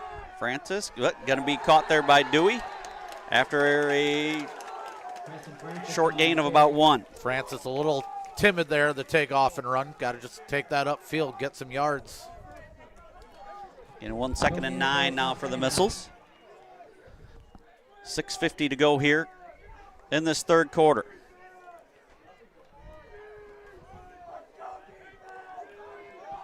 Francis back under center, I formation, double tight end set, ball on their own 41-yard line.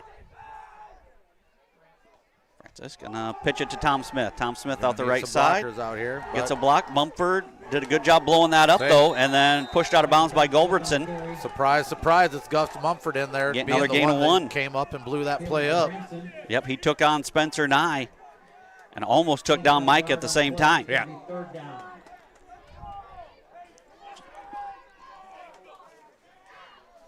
Third down and 8.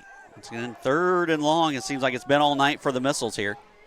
6 minutes to go in this third quarter. Yeah, Missiles struggling to make anything happen on first and second down, finding themselves in these 3rd and 8 situations way too much. He pitch to Tom Smith. He gets through 1, but not another one. Another short gain. Going to be about gain of about 2. Going to be about 4th and about 6 on this play. Ball's getting just short of the 45-yard line where it's 4th down. Play that the Missiles have seen some success with this year, but again, just not able to move it upfield. It's going to bring out the punt team. Yeah, I'm a little surprised that they're going to punt this ball here with only 5 minutes to go in this third quarter. Down 2 scores already, and that's 2 scores and 2 2-point conversions. Yeah. So it could be very easily a 3-score game, but Adamek's going to line up for the punt here. Hasn't quite been a situation, though, I guess, where maybe you can trust your defense, and the offense hasn't really shown that. And that's going to be punt's going to be blocked and picked up by Dewey, and Dewey's going to run inside the Missile 40-yard line. He said it looked like the Missiles would have been better off to go for it. They're going to gain ground on that, be a negative yard or right at the sticks where they were going to punt from. So it would have been just a turnover on downs if you don't get it, but another big play. I'm not sure who tipped it. I didn't see who got in and tipped it there for the Marcos. I was watching. Dewey comes away with it here and runs it back to the 41-yard line, setting up the Marcos with another short field. Dewey making a smart play on the ball there to go up and catch it and get the ball past the Missiles line of scrimmage to give that a negative net there. 1st and 10 for the Marcos. 4:58 to go in this third quarter. Mumford under center. They went to the well and found something that has worked. But this time it did not. Living Good did a nice job. Able to hold on. Well, that's just going to open up other things, Kurt. Like you see, that's what I love about the Marcos offense. Nothing too fancy. They just find something that works, but everything sets up something else. They've committed to it. They've committed to what they're doing, and everything sets up the next thing. Okay, we only got a half a yard on that play, but we're setting this up to go 6-7 yards in the next play. So now they're going to run the clock down. They're really going to milk the clock here. Mumford runs in with 10 seconds. They should have time to get this play off. Mumford going to hurry to the line. Kind of the jumbo package in there again. Mumford going to keep it off the right side.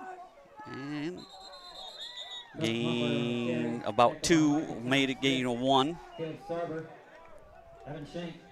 About 2, 3rd and 8. Keeps his legs moving. He's coming up a little slow again, though, as Mumford on that play. Hit initially by Micah Tom Smith.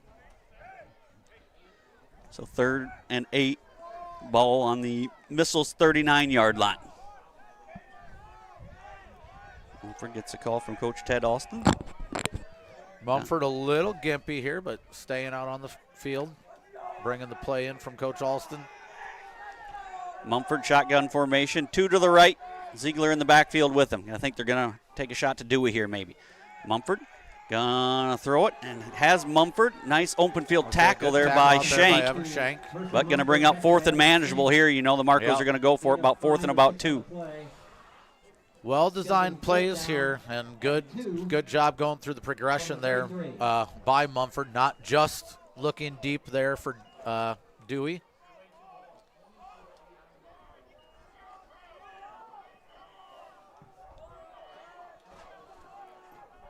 Just a well-designed out play there. So we have 4th and about 2 here. Mumford to Mumford, 4th and 2. Ball on the Missile 33-yard line. Got to think maybe just a Mumford keep here, Kurt. Yep. And that's what it's going to be. Mumford up the middle, and I believe he's going to be short. Gained about 1, and he needed 2. Got about a yard and a half, I think we'll see. Yeah, the Missiles are going to get the ball here. Yep, the Missiles do get a stop there. Say good 4th down stop there by the Missiles, holding them up short. Missiles are going to take over on downs. Big answer there by the Missiles defense. Stopping them about a half yard short. Now can the Missiles get anything going offensively? They've just been out of sync all night here, Kurt. Yeah, just nothing. We've seen a couple plays where backs have went the wrong way. Maybe Kyson opened up the wrong way. Not totally going through his progressions. Not holding blocks or sustaining blocks. Pitch to Tom Smith. Tom Smith out the left. Got some room to run. Gaining about 4, maybe 5. Mercer Mumford on the stop for the Marcos. Gain of 4 or 5 yards on the play. This Polo team, I've been impressed with, like I think I said a couple times on our broadcast here with our defense. But this Polo defense is a very, very impressive squad. They are quick to the ball. Definitely the more physical team here tonight. Say they are winning that battle when we have won that battle in every other game we played, but they are winning the physicality battle tonight. Francis under center. Hand it to Tom Smith again. Tom Smith off the right side. A little more room to run, and just a flag coming in. Now another flag going to back the Missiles up, I believe. Based on the placement, you got to imagine this one's coming back. Would have been 1st and 10 for the Missiles. Holding against the Missiles. Big hold against the Missiles.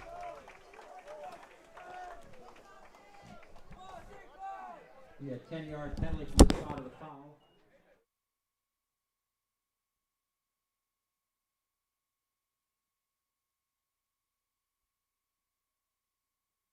So, yep, it's going to be about 2nd and 12 now. Back to the 30. Missiles killing themselves here again. Had the 1st down. Good open, had Tom Smith had one of his bigger runs of the night, but waved off. 2nd down and 12, back to the 30. Spencer Nye weaving through traffic.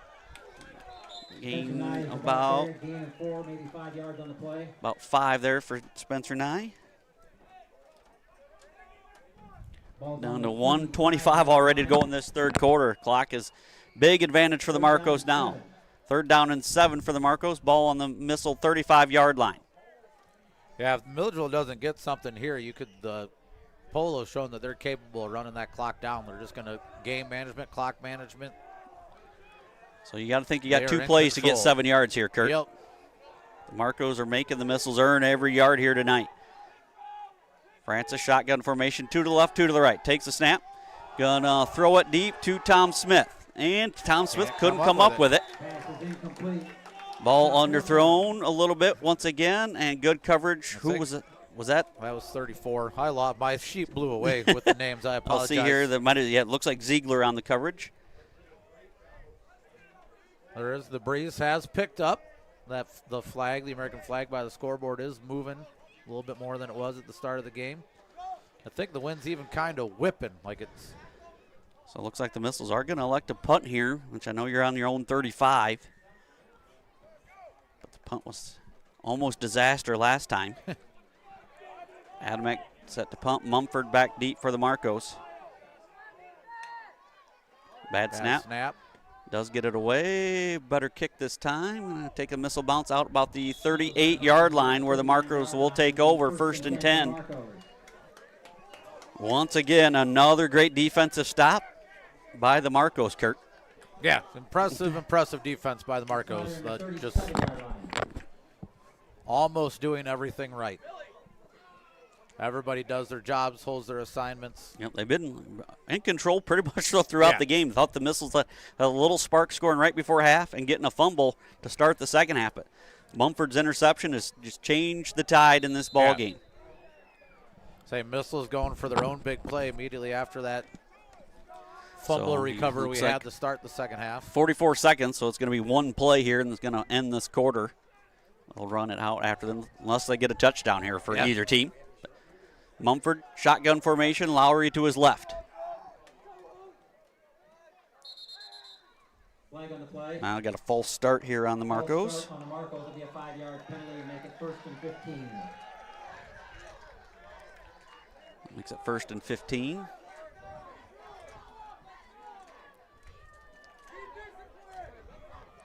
Back them up 5 yards. 1st and 15, ball back to the Marco 32-yard line.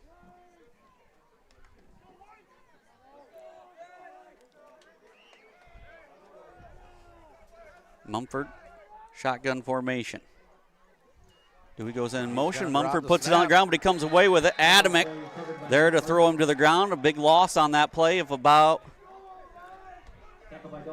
We're going to go from the 32 back to the 24, loss of 8 there for Mumford. Got to imagine that that's going to be the end of the third quarter. Yeah, final 20 seconds, going to bring up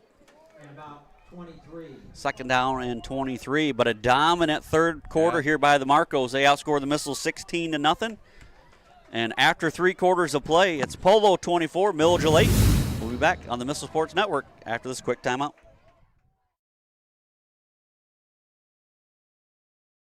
At Western Illinois University, Leathernecks don't just blend in. Our purple stands out. Our students are innovative, creative, and resilient. At WIU, there's limitless potential, with campuses in Macomb, the Quad Cities, and online. Visit wiu.edu/potential to become a Leatherneck and get an education that stands out. 124. Macomb's original local sports bar is the Sports Corner at 124 with a focus on local sports. Catch WIU games and all the area TSSR Game Time live broadcasts at Sports Corner at 124, all while enjoying your favorite cold drink and some of the best food in West Central Illinois. Stop in and say hi at 124 North Randolph Street in Macomb.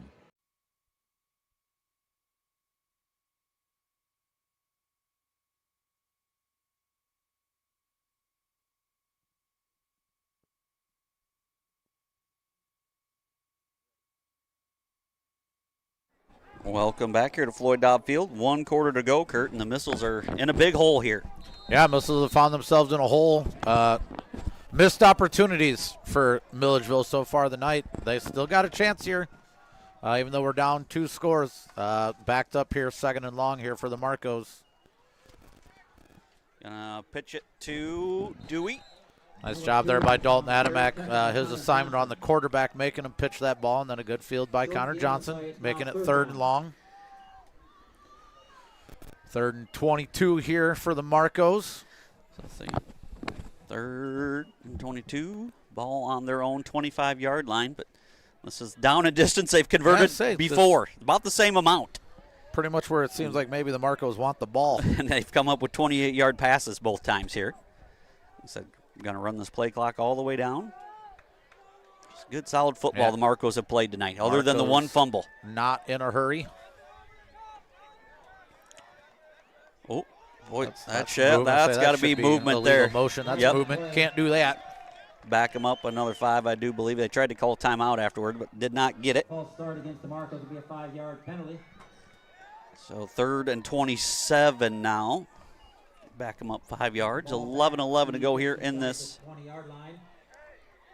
4th quarter. 3rd down and 27.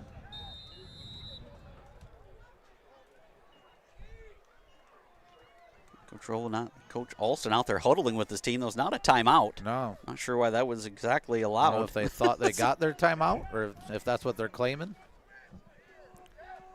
So, shotgun formation. 2 to the left. Mumford ready to take the snap. Ziegler in the backfield with him. Miller Mumford goes in motion. Going to fake the sweep to him. And Gus up the middle. Nice Held gainer. Nicely there by Sarber. Saber gain. Evan Shank and about 6 there for Mumford on that carry. 4th and long now for the Marcos. Going to rush out their punt team. First time we've seen First time their tonight, punt team. yeah. First time tonight for the Marcos having the punt here. Electing the punt on 4th and 21 here from their 25. Yep. Dewey to punt. Micah Tom Smith back to receive it. See if the Missiles can get some pressure here, or we can get a clean punt here, the Micah Tom Smith. Dewey takes his time, no rush. No rush by the Missiles. Lets his man get down there to field it. And going to take a nice Marco bounce, and they're going to down it. Nice special teams work as Polo as well. Yeah. All 3 phases here tonight, Kurt. All around game here by the Marcos. Just good job holding up. Missiles weren't even attempting the rush there. I don't know if we thought maybe they'd try some kind of fake, so Mumford had some time there to take his time, let the clock run down again while he was waiting to punt that ball. And let his coverage team get down there. So, yeah, executed beautifully. 1st and 10 for the Missiles. Ball on their own 36-yard line. Micah Tom Smith was not even a little bit of a chance to get underneath that ball and make some kind of return, make something happen for the Missiles. Once again, Francis under center. Pitch it to Tom Smith. Tom Smith going to launch it to Johnson, and Johnson has this one, and Johnson's loose. Inside the 20, he's going to house this one for a missile touchdown. 64 yards, a play that should have worked earlier, didn't. Play that we ran the very first drive of the first quarter. Didn't work that time. Johnson made sure he caught it that time. Kept his feet in for a missile touchdown, giving a little life to the crowd, a little life to the boys in black. Boy, did the Missiles need that. But more importantly, they need this 2-point conversion to make it a 1-score game. 24-14, 64 yards. Micah Tom Smith to Connor Johnson. Came up with it and broke the tackle. Francis, shotgun formation, got quite the formation here for the Missiles. Yeah, 4 to the left. Francis going to keep it, gets it to Johnson. That's going to not go. Boy, and that's not going to work, and that's a big stop for the Marcos. That's going to keep it a 2-score game. So a huge stop there for the Marcos. Big defensive play there for the Marcos. 9:44 to go in the ball game. Polo 24, Milledgeville 14. We'll be back after this short timeout. I see acute injuries on the field. I see ankle sprains. I see ACL knee injuries. As well as in the clinic, it's very rewarding to see them from on-the-field injury to rehab to transition back to their event. Do you need ice for your upcoming event? Look no further. Midwest Ice has you covered. Midwest Ice is Central Illinois' newest ice delivery service. We deliver ice directly to your event. Call Blaine Wrench at 309-351-8192 for a quote today.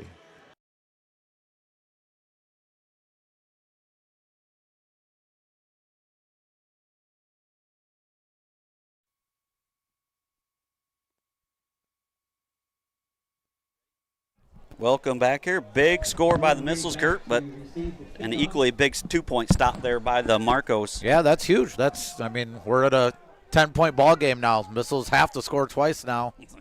So we're not a fan of that formation the Missiles run, to be honest with you. No. Like I said, we don't mean to nitpick, but like I said, A lot on the shoulders of your freshman quarterback there, but Marcos made a play defensively, sniffed it out. They still lead by 2 scores now at 24-14.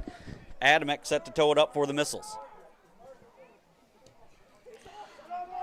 And Covered up nicely covered there. up. 44, Donaldson Covered by Jeffrey Donaldson. It'll be 1st and 10 for the on the recovery. They have it on their own 47-yard line. So 1st and 10 for the Marcos. They're not. They will gladly score if they can, but they're looking for first downs and burn the clock here, Kurt. Say, Marco's looking for about a 9-minute and 43-second drive here. Burn whatever clock they can. So 1st and 10 for the Marcos. Ball on their own 47-yard line. Missiles defense has to come up with something here. 24-14, 9:43 to go in the ball game.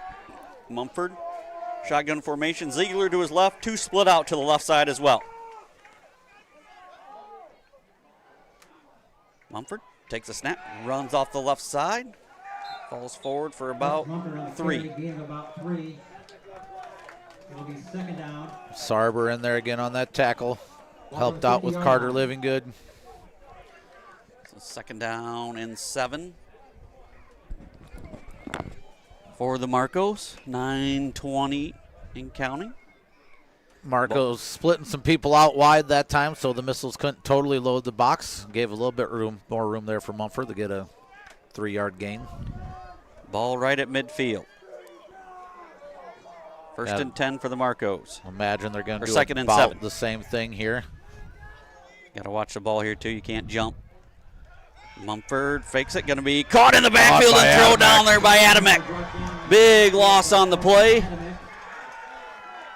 Loss of about 6. Makes it 3rd down and 13. Didn't quite see there if somebody had the fullback or not, but didn't bite on the fake. Looks like we would have had the fullback bottled up if he had handed it off there. Nice play by Dalton Adamek. Big play here by the Missiles. 3rd down and 16. Ball back to the Marco 44-yard line. They're just going to keep it on the ground, not risk an incompletion, Kurt, or are you going to go to the air here? The way their defense plays, you got to imagine they're going to just keep it on the ground.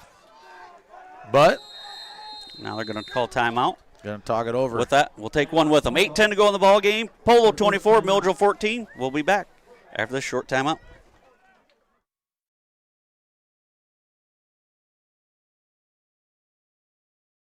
Barkley Bills Company, a hat brand built on 2 staples, comfort and style, specializing in snapback trucker-style caps. Check out the selection or consider customs to build your business at barkleybillsco.com. Don't let the hat rack fool you. There's always room for one more barkleybillsco.com hat. Wishing good luck to all athletes this season.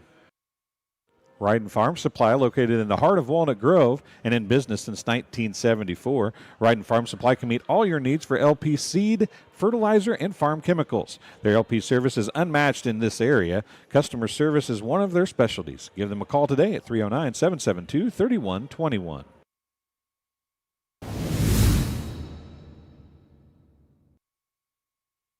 Welcome back here to Floyd Dobb Field. 3rd down and 13. 3rd and 13 for the Marcos. Coming out of a timeout. Marcos have 2 left. Milledgeville has 3.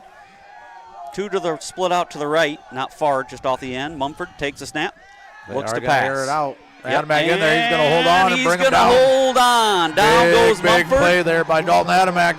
Adamek and Livingood cleaned it up. Loss of 3 on the play. Now 4th down. Loss of, went from the 44 back to the 4th and 21 from the 36. 36. Loss of 8 more there for Mumford. So see, the Missiles put a little bit of a rush together here this time. Put a little pressure on Put a little pressure on him. Too easy last time. His coverage had easy time getting down to cover the punt this last time. Again, no rush really. Dewey. He's going to angle it this way this time. Not a good kick this time. Johnson near it. And Missiles have decent field position about near the 50-yard line. On 47-yard line where the Missiles will take over. Trying to cut into this 10-point lead. Still quite a bit of time here, Kurt, but the Missiles need to go quick. First and 10, ball just across their own 47-yard line. Francis under center, I formation behind him. Yeah, playbook's still wide open here for the Missiles. We don't have to try and air it out right away. Francis hands it to Johnson. Johnson in the backfield this time. Gain of about 2. Johnson on the carry, gained a couple yards on the play, out to the 49-yard line. It'll be second down and 8. Second down and 8, ball up to the 49-yard line. About the 7-minute mark. Francis back to the huddle. Like I said, the Missiles need to go quickly.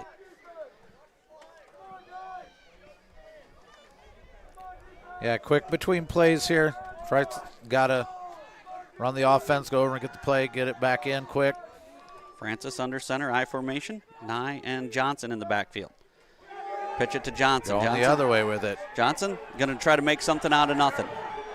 Now Johnson's still rolling, and going to throw this one away smartly. Pass is incomplete. Not sure what all that was. No, That was not executed well. There was a lot going on there.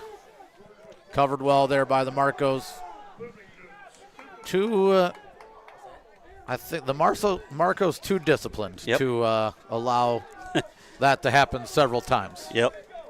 So 3rd and 8, ball on the 49-yard line. 6:33 to go in the ball game. Marcos still with a 10-point lead. Time winding down here for the Missiles. Francis shotgun formation.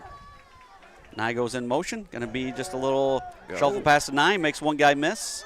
Fighting for yardage and going to bring up 4th and about 3. Gain of about 4 there for Nye.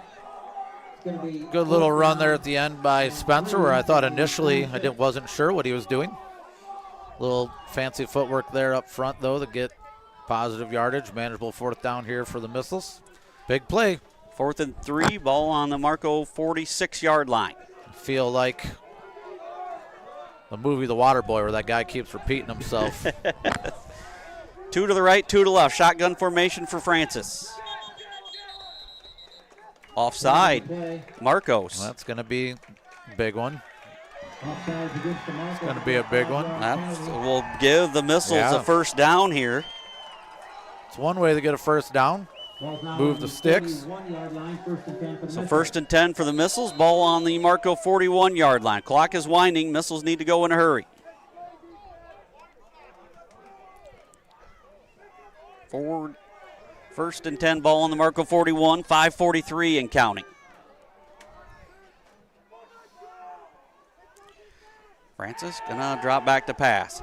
Has time, gonna air it out to Johnson, and nicely broken up there by Mumford. Mercer, Mumford on the coverage. Mumford, the Mumford brothers, I'm assuming. They have been all over the coverage. Been all over the field on defense. Mumford and Mumford could start a law firm or something. Yeah, I'd like to see the Missiles start maybe having an underman here or an option other than just a go route. 2nd and 10, ball on the Marco 41-yard line.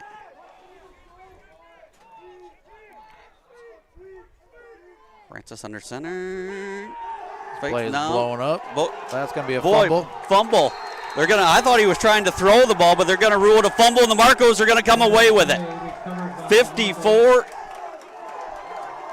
comes away with it for the Marcos. That's Esteban Salinas. Boy, I really think he was trying to throw that, but it was tough. Like that's a tough call. He ever maybe had control enough to throw it. Definitely trying to throw it. I think he was definitely just trying to get rid of it. We would have potentially been looking for a.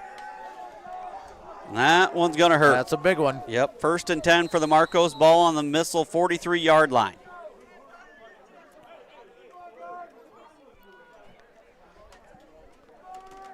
Now the clock is really their friend. 5:22 to go in the ball game. Marcos firmly in control of the pace of the game here. Missiles got to make something happen, but we need somebody to firm up that tackle first, and then maybe somebody else can fly to the ball and try and pop one loose. Mumford going to be met in the backfield by Adamick for loss of 1 on the play. Loss of a yard on the play. It's now 2nd down and 11. So Mumford now 24 carries. He's been the workhorse for the Missiles. Basically a lineup change here for the Marcos. Coach Alston yelled out 20 and 5 new kids came in. Again, a luxury that the Missiles just don't really have, but it's good for the Marcos. 2nd down and 11. Ball inside the Missiles 45. Mumford shotgun formation. Mercer Mumford going in motion. And now we got an offside against the Missiles. It's Carter Livingood jumping across there. The Missiles will be a 5-yard penalty.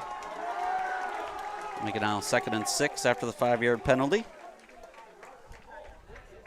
So another couple first downs is all it's going to take here, Kurt, to ice this game away. And 7.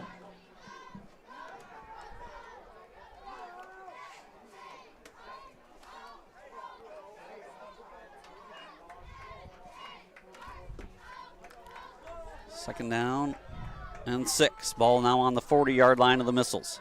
Just inside the 40. Mercer Mumford goes in motion, fakes it to him, and Mumford gonna have a first down. Tackled by Johnson, but he gains about 8 yards. 1st and 10 for the Marcos. Ball's on the 31-yard line, 1st and 10. Yeah, difference between the two defenses for the most part has been the number of plays where we've been hit about at our line of scrimmage or about a yard after, and the Polo had several plays where they're not getting contact put on them to about 8 yards after the line of scrimmage. Orangeville leads Hiawatha 20-6. Amboy was last up 30-8, I believe, over Flanagan.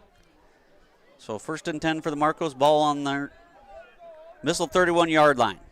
And this time the Marcos are going to give 5 yards, I believe. I think this time. They're going to discuss it. Both guys went at the same time. Both coaching staff opposing to the other team. So we'll see here. Both getting all the officials in here, and it's going to be offsides on the defense. On the defense. 6 penalties unofficially for the Missiles for 45 yards. Ball's now on the 26-yard line.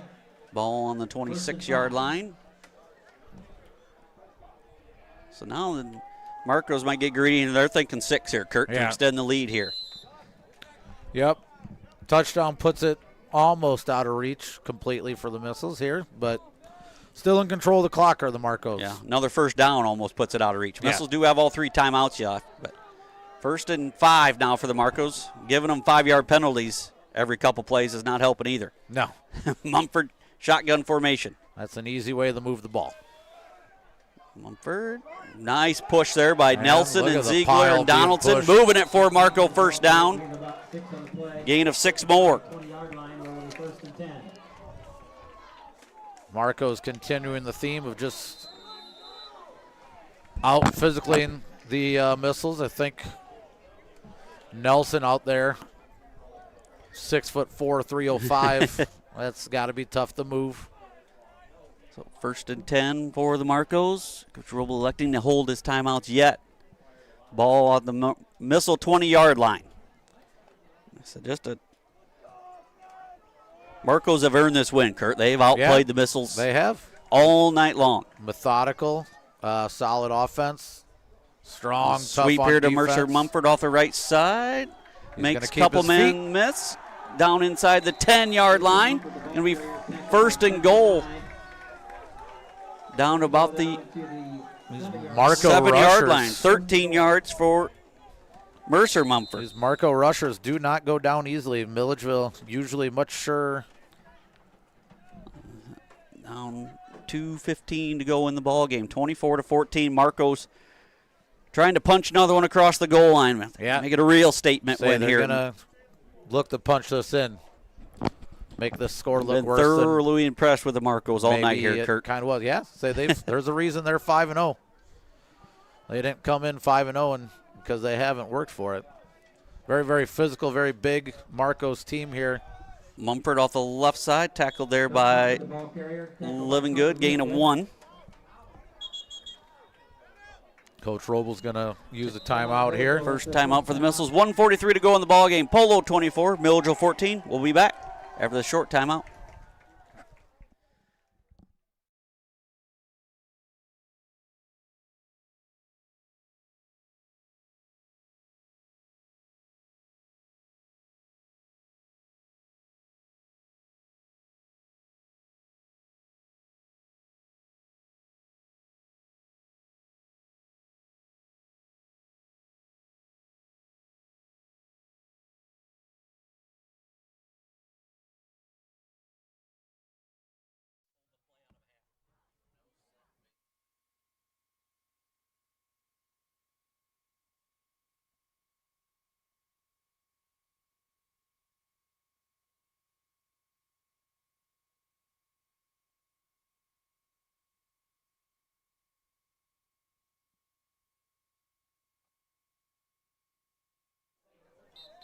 Welcome back here.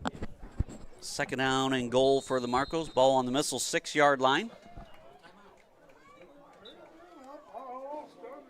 Missiles need something big here. You gotta play like you're never down. You can't play like this game's over. You just gotta make something happen.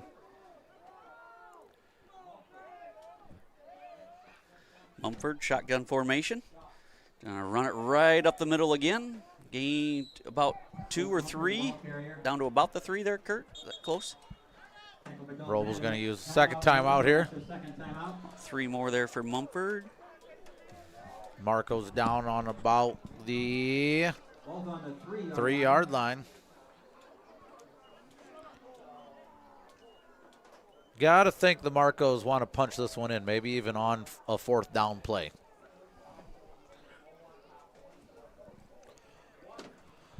Missile's got to pull out all the stops here.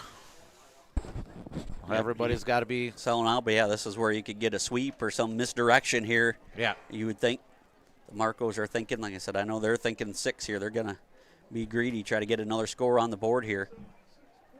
At the minute 35 for the Missiles, dropping to 5-1, and the Marcos improving to 6-0, and in control for the conference crown here in this, or this division crown on this half.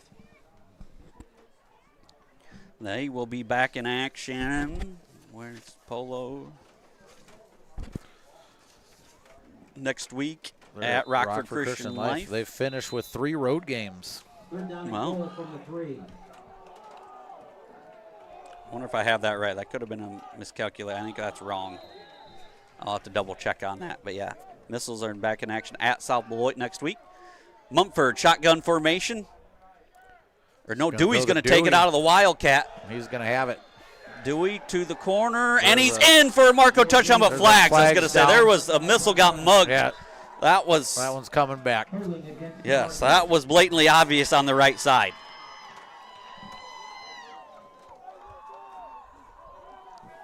So back him up 10 yards here. Nelson not happy with that call, but it seemed pretty obvious. 1:29 to go, 3rd and 13, not 3rd and goal from the 13. It's going to not only save that touchdown, but clock's not running, so good thing there for the Missiles.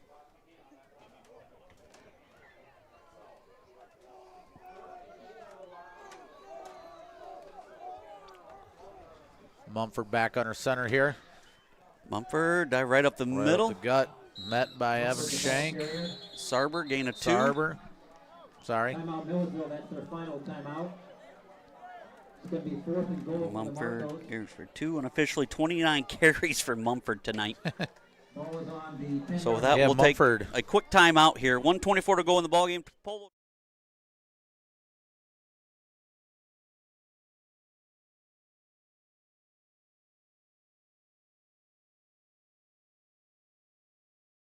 Barkley Bills Company, a hat brand built on 2 staples, comfort and style, specializing in snapback trucker-style caps. Check out the selection or consider customs to build your business at barkleybillsco.com.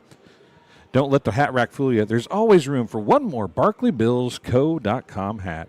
Wishing good luck to all athletes this season.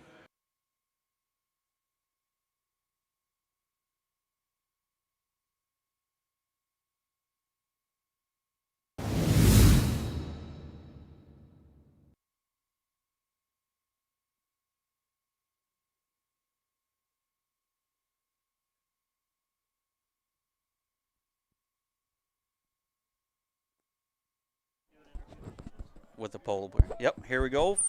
4th and goal. Mumford's going to drop back to pass, and he's got Dewey, and he completes it. Exclamation point on this victory. Mumford finding Dewey for 13 yards, and the Polo extends their lead to 30-14, Kurt. Mumford and Dewey just exerting their dominance. Exclamation point, you said it. Exclamation point on the night there, basically.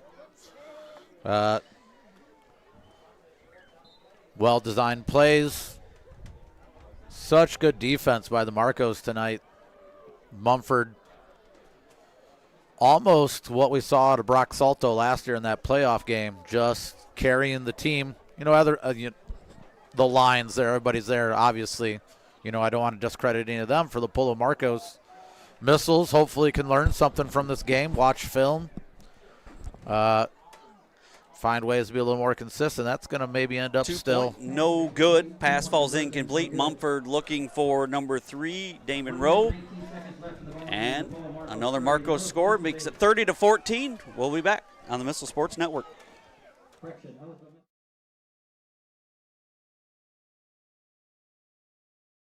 Sports Corner at 124. Macomb's original local sports bar is the Sports Corner at 124 with a focus on local sports. Catch WIU games and all the area TSSR Game Time live broadcasts at Sports Corner at 124, all while enjoying your favorite cold drink and some of the best food in West Central Illinois. Stop in and say hi at 124 North Randolph Street in Macomb.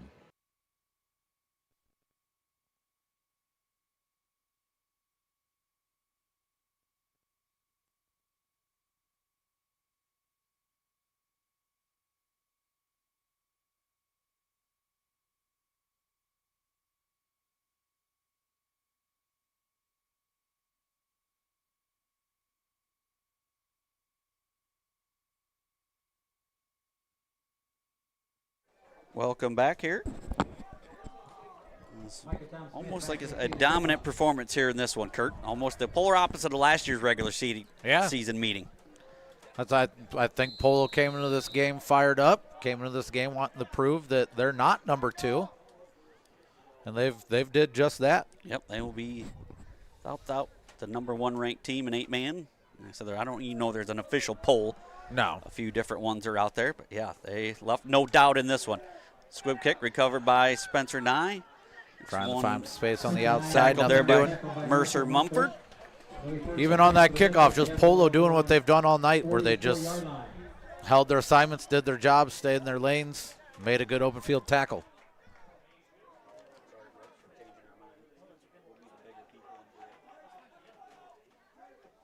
So 1st and 10 for the Missiles. Outstanding job here by Coach Alston, Coach Scholl. Had their teams well prepared here today, that's for sure. Francis shotgun formation, 2 to the right, 2 to the left. Big learning curve tonight for Kyson Francis. He's going to learn from this game. Our coaches are going to adjust. Gonna air it out, broken up there by Dewey. It's now 2nd down.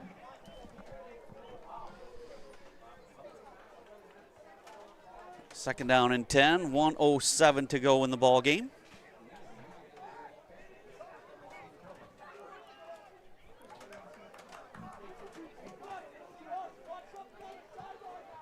Four go routes that time down the field. Surprised by that, Kurt? Not quite. 3 to the right, 1 to the left. Francis shotgun formation.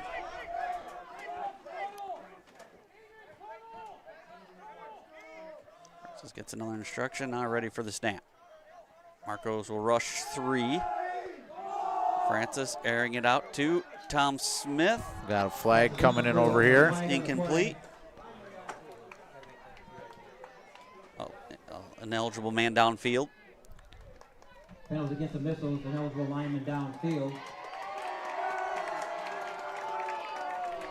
5 yards.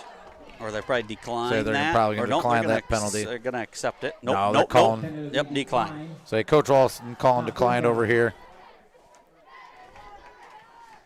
So down to 59 seconds to go in the ball game.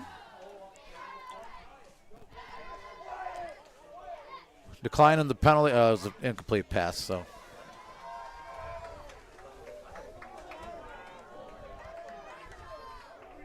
First and 3rd and 10 now after they decline the penalty. This is just trying to make this final score look a little bit closer than it is. Going to go a little razzle-dazzle here. Lead block outside. Spencer 9, but still only getting 6. Like the Marcos have limited the explosive plays all night.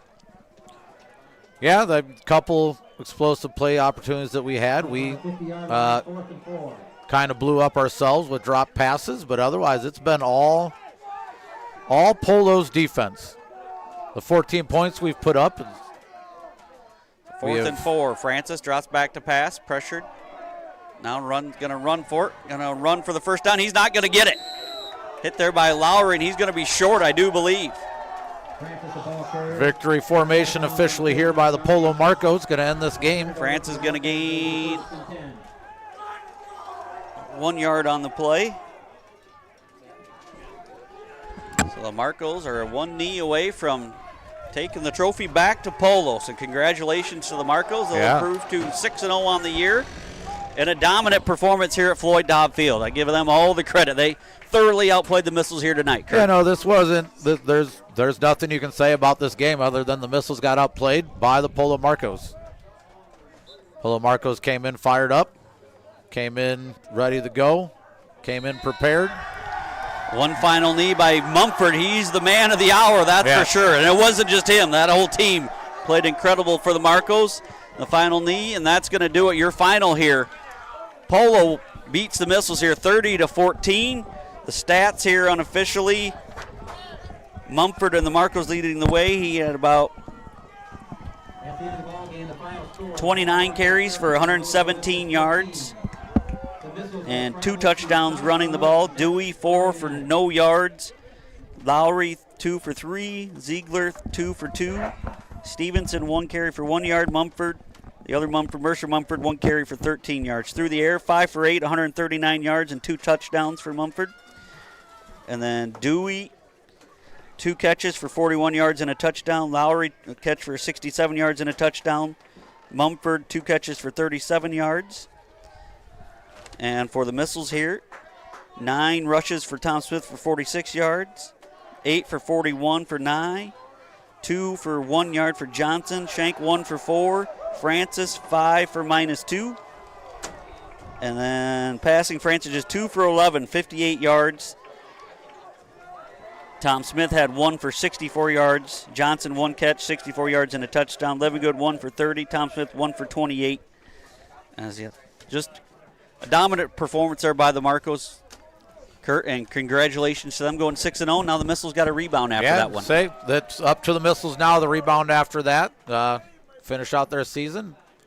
Wouldn't be surprised if we see them again in the playoffs, and hopefully we can return the favor from last year as a Missile fan. But I mean, Polo Marcos, all the credit in the world goes to them.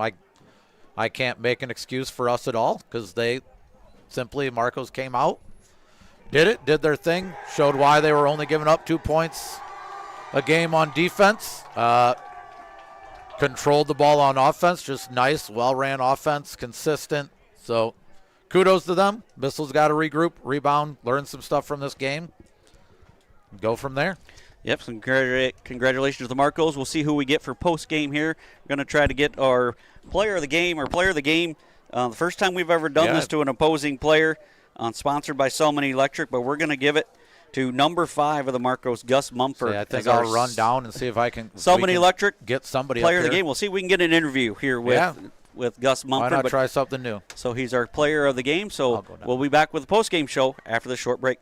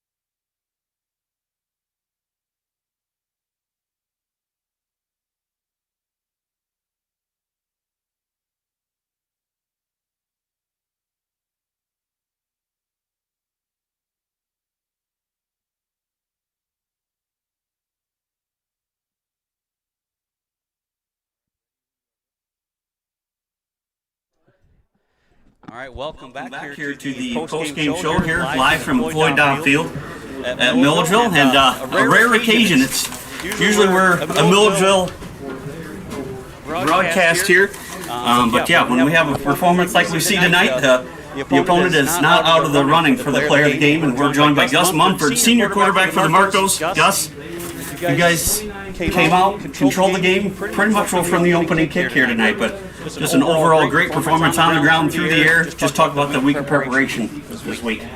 Yeah, it was a lot of film study. We made a lot of changes to their O-line. Their D-line is tremendous. They hit like trucks. It's hard, but we made it done. We got it done. Yep, you got a little nicked out. Did you get the wind knocked out of you? What'd you have in the early second quarter there? Yeah, I did get the wind knocked out of me. Yeah, right on the sideline. Yep, but yeah, congratulations. You guys improved to 6-0 and back-to-back statement wins here at Floyd Dodd-Field. They got you guys last year, kept the trophy, but now their trophy returns to the Polo for the first time since 21. So what does that mean your senior year here, Gus? Yeah, it means a lot. We haven't been able to beat them in the regular season for 3 years now. So to beat them here, it means a lot because we got pounded at home last year. So that's all we wanted to do. This is a game we've been looking forward to for quite a long time now. So I'm glad we got it done. Yeah, an absolute statement win. Like I said, it was a dominant win, 30-14. And I'm not sure the score is as close as that, but you guys controlled the line of your scrimmage, your big guys up front, paving the way for you. You guys kind of ran that wild, just straight quarterback runs. You found that working real well for you the second half. Yeah, we were watching a lot of film on them, and that's the thing we picked up most. We found a lot of people spreading them out and running a lot of quarterback runs, so that's what we did. And it seemed to work, so we just kept going back at it. Yeah, talk about early in the game, the missiles about have you backed up all the way about that far from your goal line. You guys end up going 99 yards on a 28-yard strike, I believe, to Dewey the first time. Just talk about that sequence. Went from about a safety to driving the field for 99 yards, and then I think you broke a long run there. Just talk about that series. Yeah, it wasn't a great throw to Dewey, but he just went up and made a play. It's what he does. So to me, to get that long run, it's just all my own line. My own line, they block like trucks. I love it. Yep, unofficially I had you 29 carries, the workhorse tonight, 117 yards on the ground, 2 touchdown runs, one a 63-yarder, 21-yarder as well. Then through the air I had you 5 for 8, 139 yards, 2 more touchdowns, as just an overall dominant performance. One last thing about the game, I thought you really turned the game too, not only offensively, but defensively you guys really brought it, and I thought you made the play of the game after you guys fumble first play of the second half. Get the ball to the missiles right at midfield, but then you get a pick. The first interception thrown by the young freshman Francis, but just talk about that sequence there, Gus. Yeah, we had that fumble, and we still had energy. I think energy is a big key for our team. As long as we have energy, we can do anything we want to do. And we had energy, and we just went out and made a play. It's what we do. All right, so congratulations, Gus. One last thing I always ask a Milledgeville player, something about other than football. What's a hobby of yours or something that you enjoy doing? I love going golfing with my friends. Going golfing with your friends. All right, well, I appreciate you jumping on here with us. Our Selman Electric player of the game, Gus Munford. There you go, sir. Congratulations, and good luck next week against Rockford Christian Life. Thank you. All right, that was Gus Munford, our Selman Electric player of the game. Good job, kid. Thank you. Nice job. On here, and we'll close things out here. So, man, what a performance there by that kid, Kurt. Yeah, he brought it on both sides of the ball. He was Polo's go-to tonight. He said it. He gave the credit to his offensive line and everything too, and talked about how hard our players play and hit too. But he held everybody together. He held his team together. Team played well together. Good team win by the Marcos. They took it on us. Hopefully the missiles can respond the way they need to. 3 games to get some stuff figured out here, get ready for the playoffs. But, yeah, congratulations to the Marcos. As the trophy goes back to Polo, they can improve to 6-0. The missiles will regroup. And next week, another road trip for us, Kurt. Yeah. We'll be at Soboland next Friday night at South Beloit. So hopefully you guys will tune back in. So thank you all for listening, and have a great night.